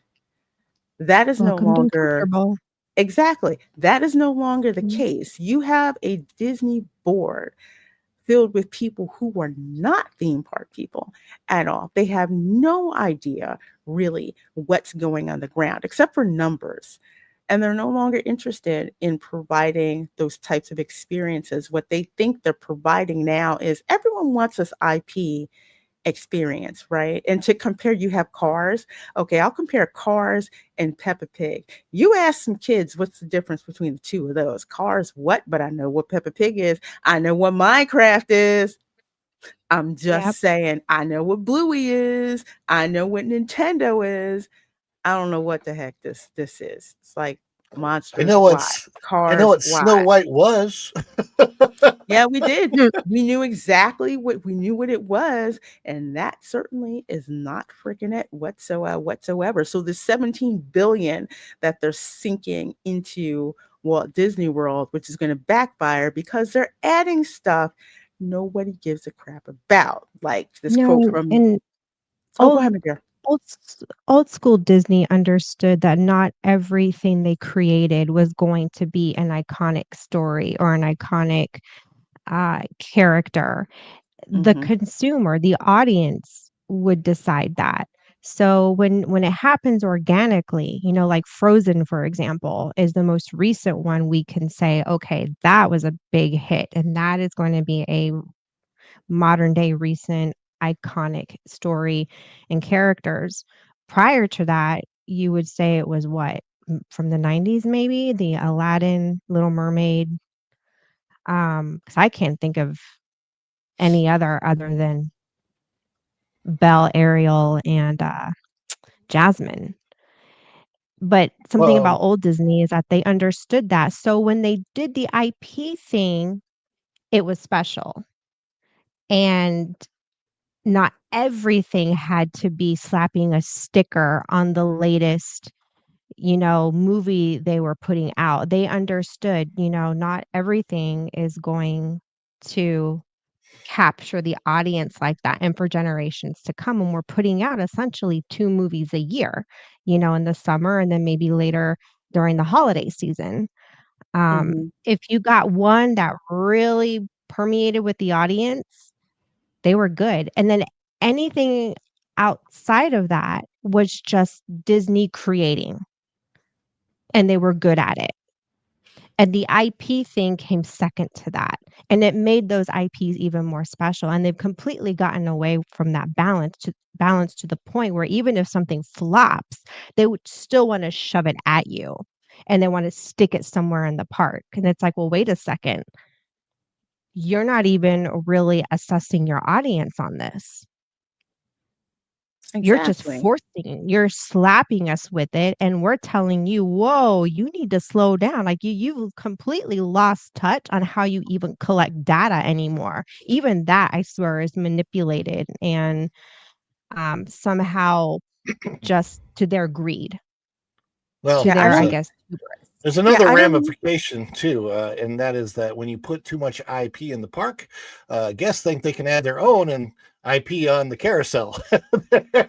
So, Yeah, we don't care about their consumer suggestion. No, they don't. And I've had Disney surveys where they're very generic.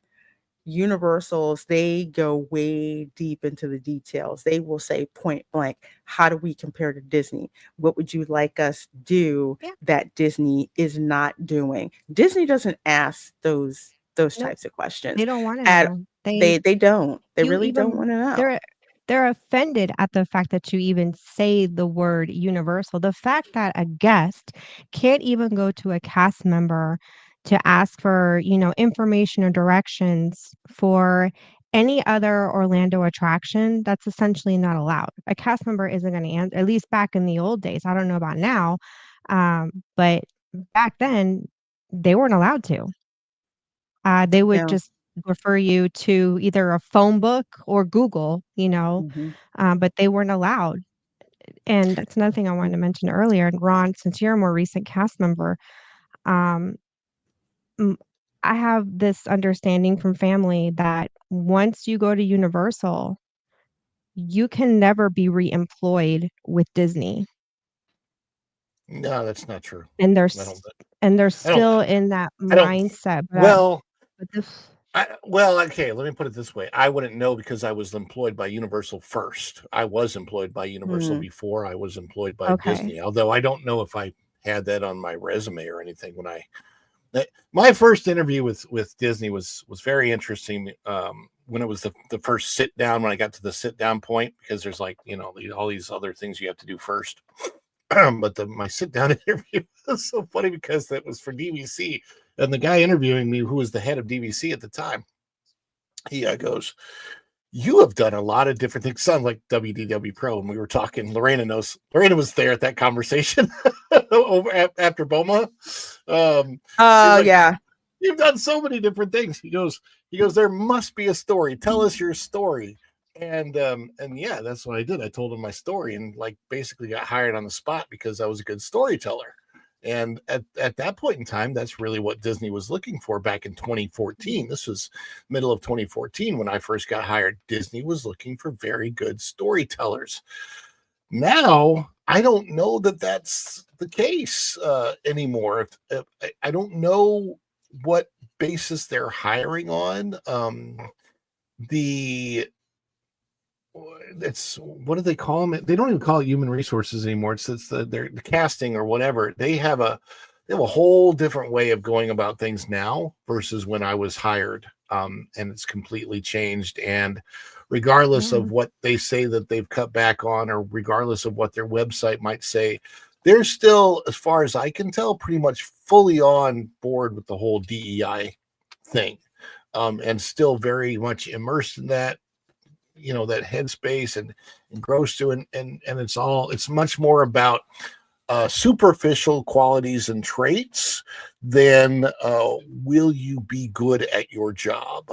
Like, will you excel at doing the job that we're going to ask you to do in the parks?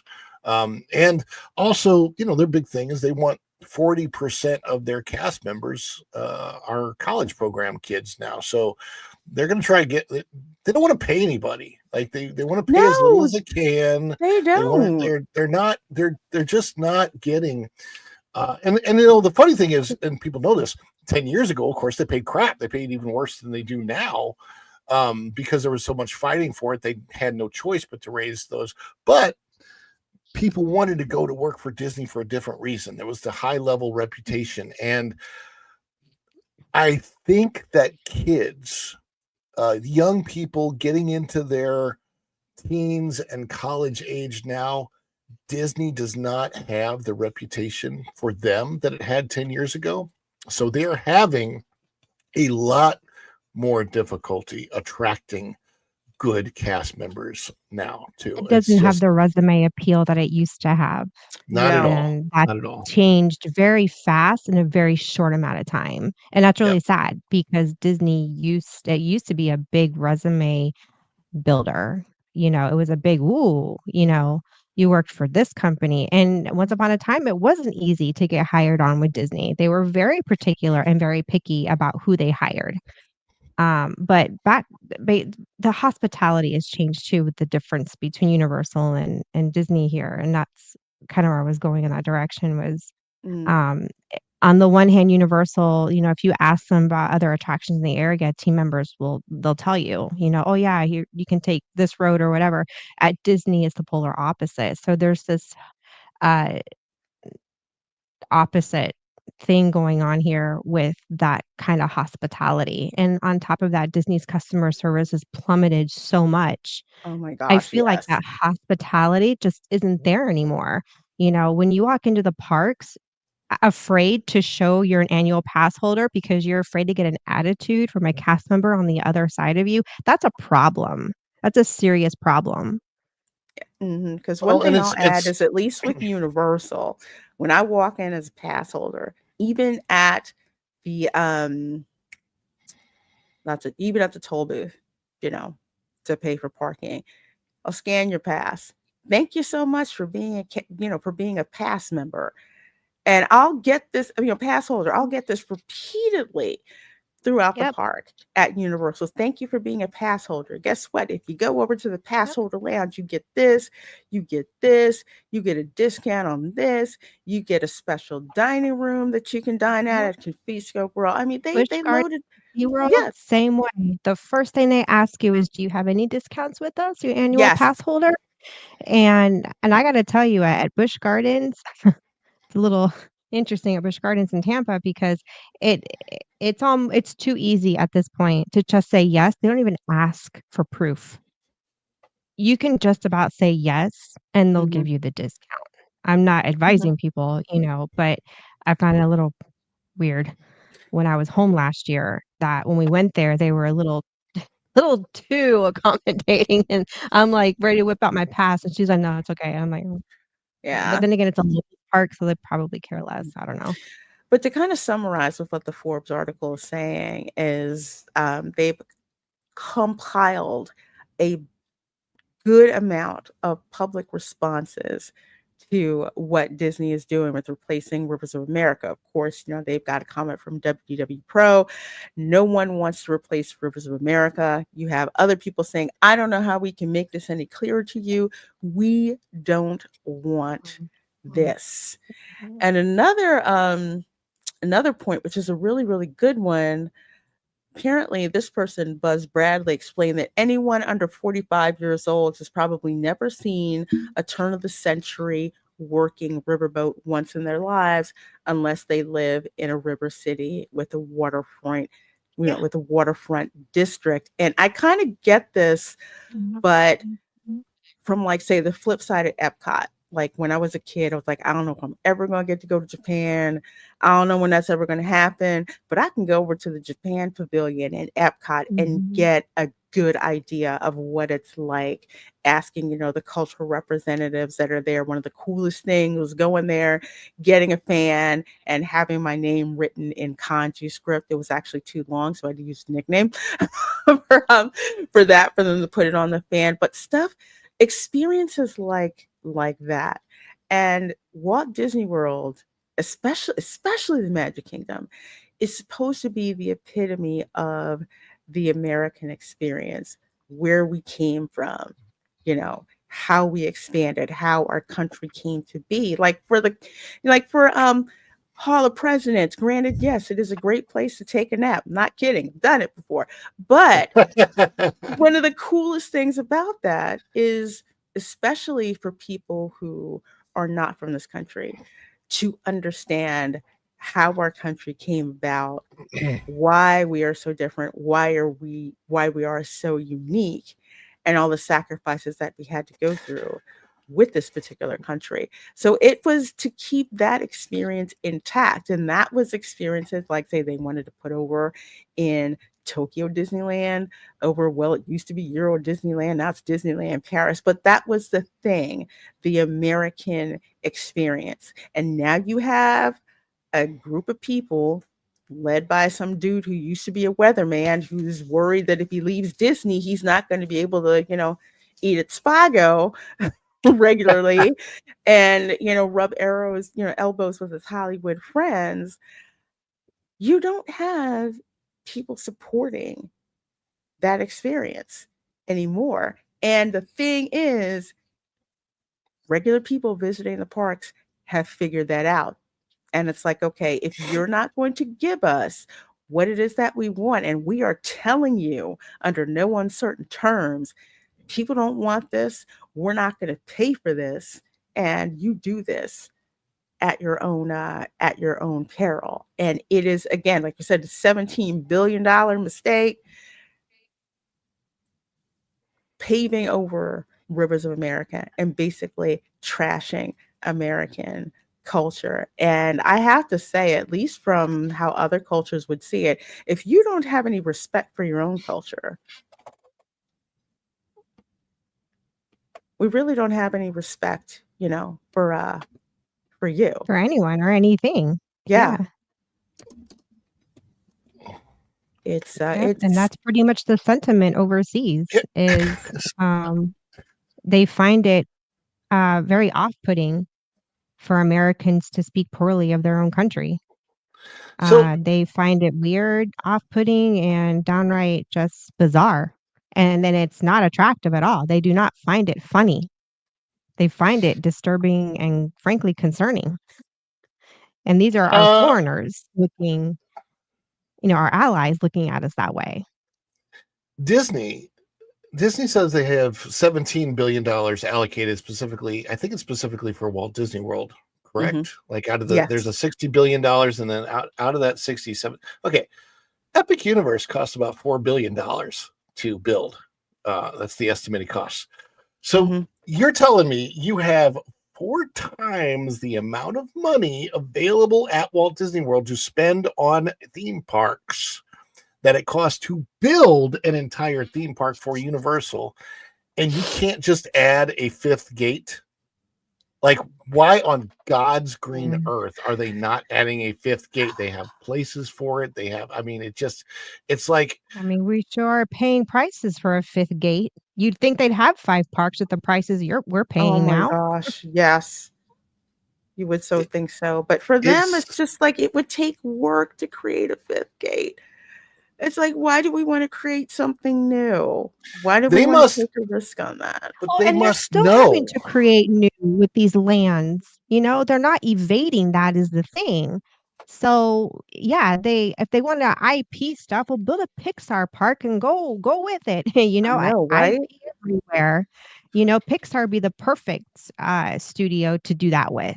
That would make sense, but it makes too much sense, I guess. So there you go. No, I mean, as much as some people poo-poo Michael Eisner, at least Michael Eisner actually had a respect for Imagineering, number one.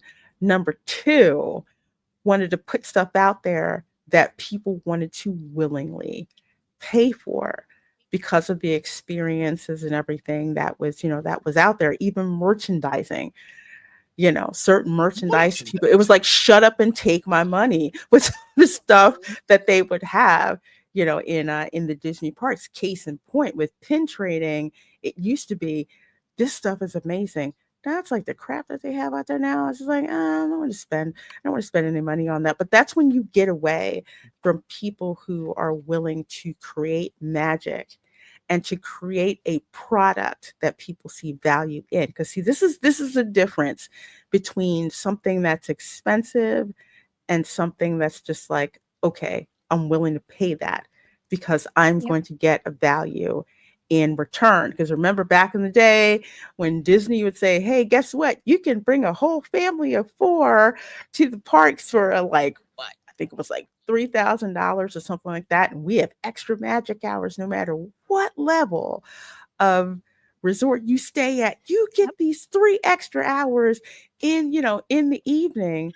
So it's just like a Well, family could that's on the pay an free fast affordable rate and pass. go to that. The free fast pass thing too, it was huge because when I was working for Disney Vacation Club, we could add fast passes to people's portfolio.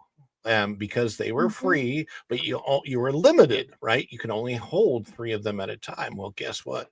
We can give you 3 more, or we can give you 6 more, or like we can do, we could really manipulate guests with fast passes because we could give them more time in the park, and it was huge. You can't do that now. You don't like.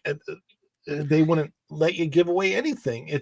And now Mm. what is a soda, like $6.50 for a soda in the freaking parks? It's getting, That's it's In just a so ridiculous. yeah, ridiculous. in a bottle. Yeah, it's like when I go, I bring my own water bottle and my own like electrolyte drops because I am not paying $6 for a soda. It's ridiculous. It's like I'm not going to do that. And even if I buy, let's say I buy a soda at, I'll use a Polynesian as an example. I just bought one to go with my meal or whatever. I go to fill it up. Don't you know that machine tells me that I can only fill up my cup 2 more times? Oh my Yeah, they gosh. have those little barcode things. Um, The yeah, RFID they thing. use Yeah. that out here, but it's not that restricted either. You have unlimited refills for that day or for the time of your stay. It's not, oh, you've only got 2 more refills and you're done. And So that's you here in Europe. This is over at Europa Park. yeah, There's a it's like that's there's for a the whole day. product. There's a product somebody could invent and sell on Temu, like a little dime size, quarter size thing that you can stick on the bottom of any cup, and it would like bypass the security And of those things. well, then Universal's gonna have the Coke machine, so you can Yeah, the do freestyle. the freestyle. Mhm. And aren't they gonna have a deal where, like, for the whole day, you can for one price, you get the souvenir cup and you can fill your cups at the freestyle, and you can literally make Mhm. your own flavor of soda. Yes. And you can even get a price for 2 days. I don't know how the annual pass holder one works, but I'm actually going to try that. But yeah, Universal, you can get, buy the freestyle cup and for I think like $15, you get to drink all day. And yeah, over 100 selections that you can get from the freestyle machines. And if you're a pass holder, there's a freestyle machine that's in the lounge. And if you take it for like, I think like 2 days, it's a discounted price where you can use that to fill up for, for 2 whole days. At the parks, at the Disney parks, you have to have one of those cups from the resorts. And even if you decide to, buy a cup where the restaurant you're eating at, like I said, at the Polynesian at Captain Cook's, I would think I could fill that sucker up as many times as I want. You tell me I can only fill it up 2 to 3 more times within the next 2 hours. It's just like, sorry, I had an Elon moment that flashed through my head. Go fund yourself. No, stop. Just saying. Go and Shogi, thank you so much for saying that $5 super chat. Of course, I got to hit you up. Here we go.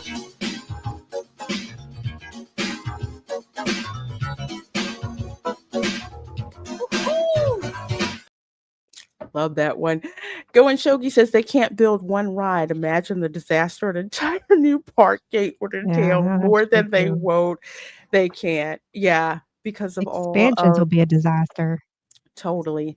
I can imagine the announcement though from Bob Iger or Josh Tomorrow with D23. People have been asking for something for a long time.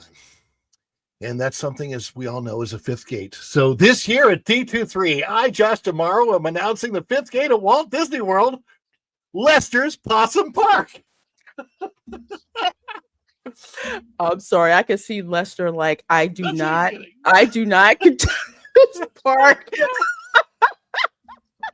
You will so not get the same experience. Park? That thing is so darn funny.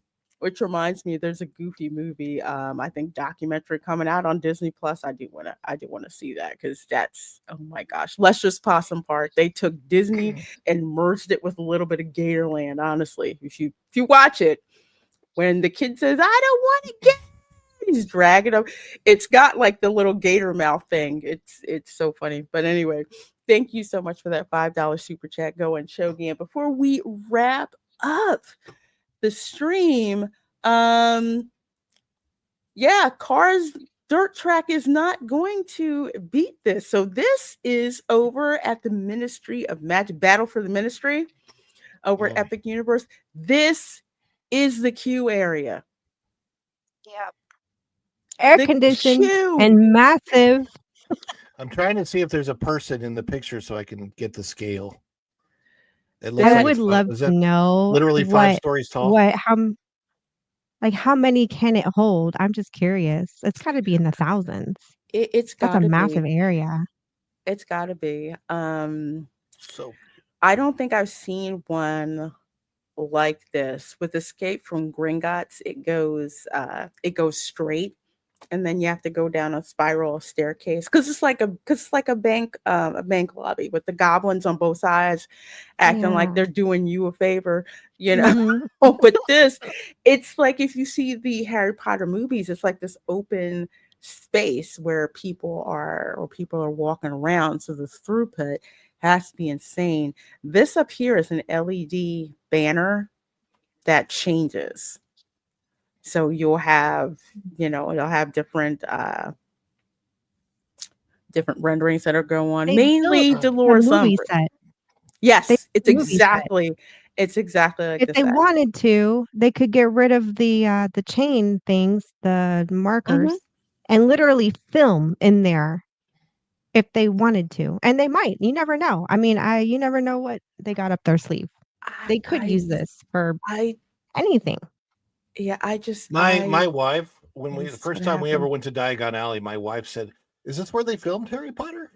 She literally thought they filmed there because it looks so real. Even the cast when they went to the grand opening said the same thing, that it was more immersive than being on set. And they were absolutely like just in the interviews. They were like, "Oh my gosh, this is better than what we even had on set we were filming." And the thing is you can never have that experience at Galaxy's Edge because it was never in any movie. They totally missed whoever Imagineered Galaxy's Edge completely missed the point of a thematic immersive land. At least when you're in Pandora, you can go, oh, okay, this kind of feels like the movie because it's like all planet type of thing. It doesn't have to be a specific location, but it's actually Pandora is in the movie. But at Galaxy's Edge, there's nothing. You're going, well, it's like some That's rich what happens when person. you change the theme halfway through plans, and that's It what was so happened. dumb. It was so dumb. It's Oh my gosh. I'm looking at this and all I'm thinking about is it looks just like the movie. It looks just like the movies. When you go the Harry Potter movies and you see the Ministry of Magic, just literally this is I now can't. is this from the first Fantastic Beasts movie? No, this is from No. oh my gosh, This is was the it? British Ministry of Magic. This is Yes. from the later, like the 7th movie Was it when they when I dang, haven't or watched all no, the it movies yet. was I've only watched through like 5 or I 6. when think it was when well, I mean, the Ministry of Magic didn't really change a whole lot. I mean, it did wasn't and it didn't. it wasn't Goblet of Fire. I think it was the Order of the Phoenix, I think. I think that's the y'all correct me if I'm wrong, but I think that's the first movie where we Okay, saw yeah, where the fight and Ministry of then in the Magic. next movie, it Mhm. really started to storyline he's back. Like, the Dark Lord is really back. Yes. And the minister, the Wait, head Bob Iger? minister of Ministry of Magic had to finally come to terms with the fact that the Dark Lord is back, and he was in denial, like, Third of the fourth the whole time. movie. That's when I'm Yeah. thinking I don't because it wasn't Goblet of Fire. I That think it was in was the Goblet of Order. Fire. Was it the Goblet of Fire? It Because they had to go back to the man. It's been forever. I just remember he was in in the ministry, and that whole battle went down. And at the end, Harry Potter screaming, "He's back! Voldemort's back!" And oh, thank you. Okay, thank you. So this is why I need you guys here. It's Prisoner been of a while. Azkaban. Ah, Prisoner of Azkaban. Yes, yes. It was the Order of the Phoenix. Yeah, So, just the but this ministry. It was area amazing. is France, right? I mean, they No, this is Britain. So they have like it when you walk in, it is like you're in France, like you're near where Sacré-Cœur is. And they have the streets of Montmartre that's there. When you go in the Metroflux, which I believe is in the books, or I'm thinking a Fantastic Beasts movie, you take the Metroflux to get to the British Ministry of Magic. So you travel by flue powder.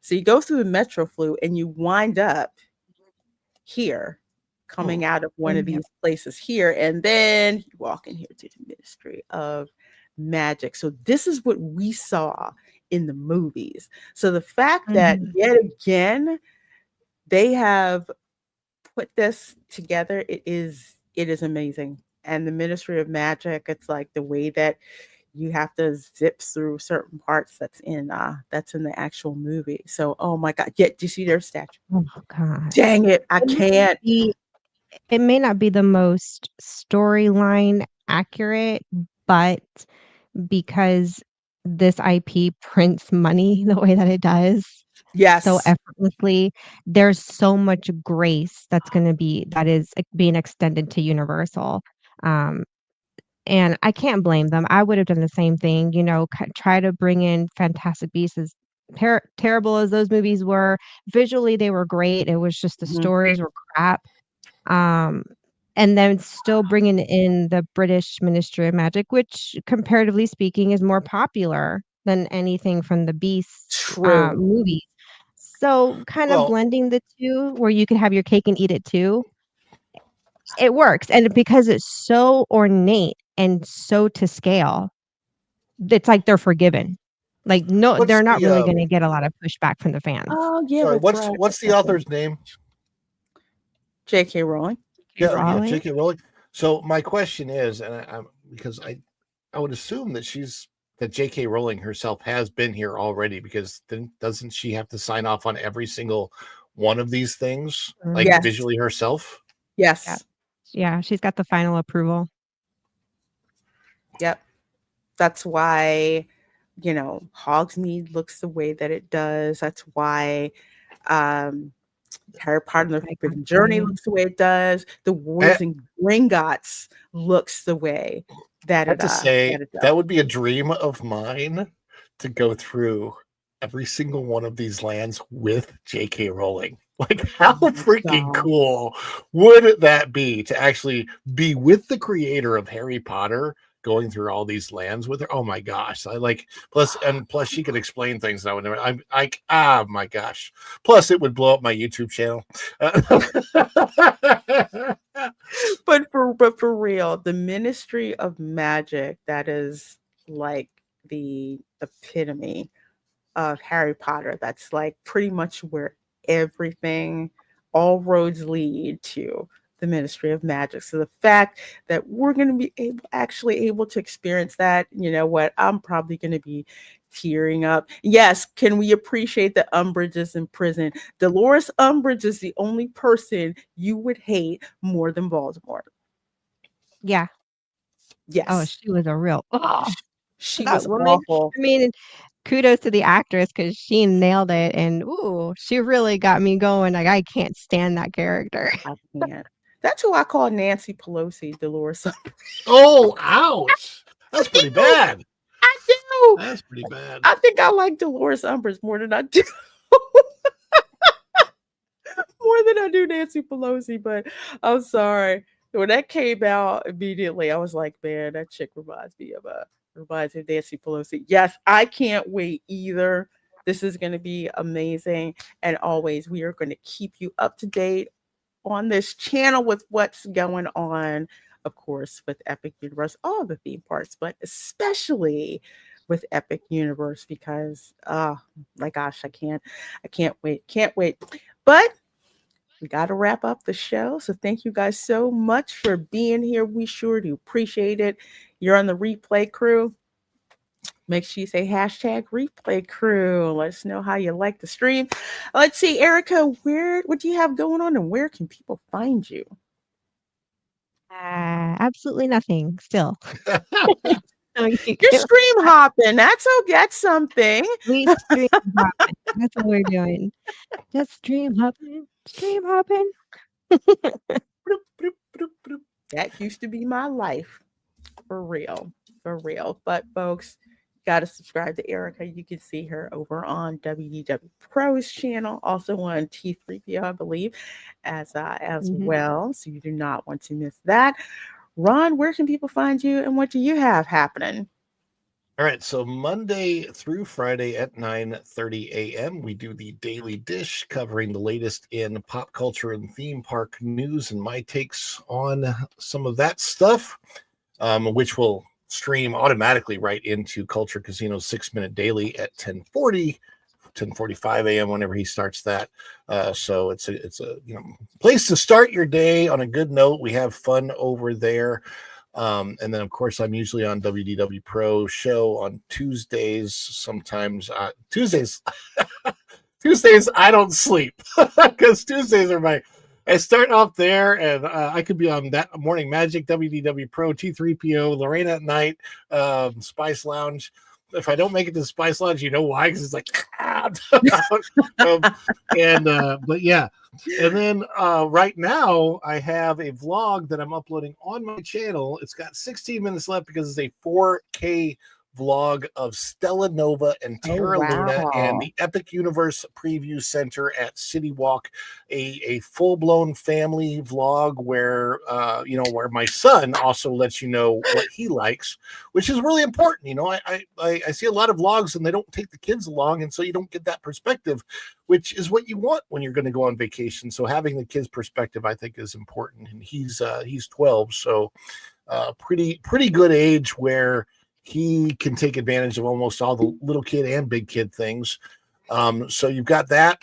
And then I'm also putting up at least one news related video every single day. Hopefully, I've started that last week and I've been able to keep up with it, which is not easy, but hopefully we get that up to possibly 2 a day by the end of the month. That's my goal.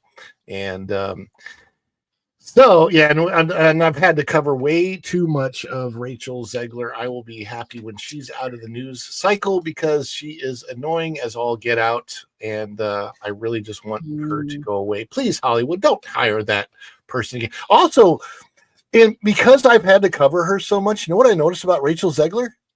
She hits belted notes flat all the time. I didn't realize that before, but she is slightly flat on almost every single one of her belted notes, whether it's her horrible, oh my gosh. I was watching an excerpt of Songbirds and Snakes and her horrible, stupid accent. She can't do a Southern accent to save her life. She sounds ridiculous. She can't act. All I'm saying is that there are better actresses and better singers out there, and there's like 100 million of them waiting in the wings. Hollywood, you could have the next big thing, and maybe somebody that doesn't have a mouth on her that upsets 90% of the general population. Well, yeah, so I know indeed. I am definitely looking forward to the Spice Lounge because as I have seen the Minecraft movie, blow up. Just like Working Man, a Minecraft movie really curb stomped Snow White. It is embarrassing how much money Minecraft is going to make. And it's going to make that much. Why? Because it knows who its freaking audience is. And we're going to be talking about that on Tuesday night at 7:30 p.m. for the Spice Lounge. As for this channel, tonight at 8 p.m. Eastern, we're having a watch party for Rush Hour 2, starring Jackie Chan and Chris Tucker. So we're going to be watching that tonight. And of course, Sunday, 8 p.m., Welcome to Florida show, the Smoking Gun edition. So we're going to have fun with that stream. So, folks, as always, thank you so much for being here. You guys are amazing, supporting the channel, supporting the show. We sure as heck do appreciate it. Have a wonderful day, evening, afternoon, wherever you are, and we will see you next time. Bye.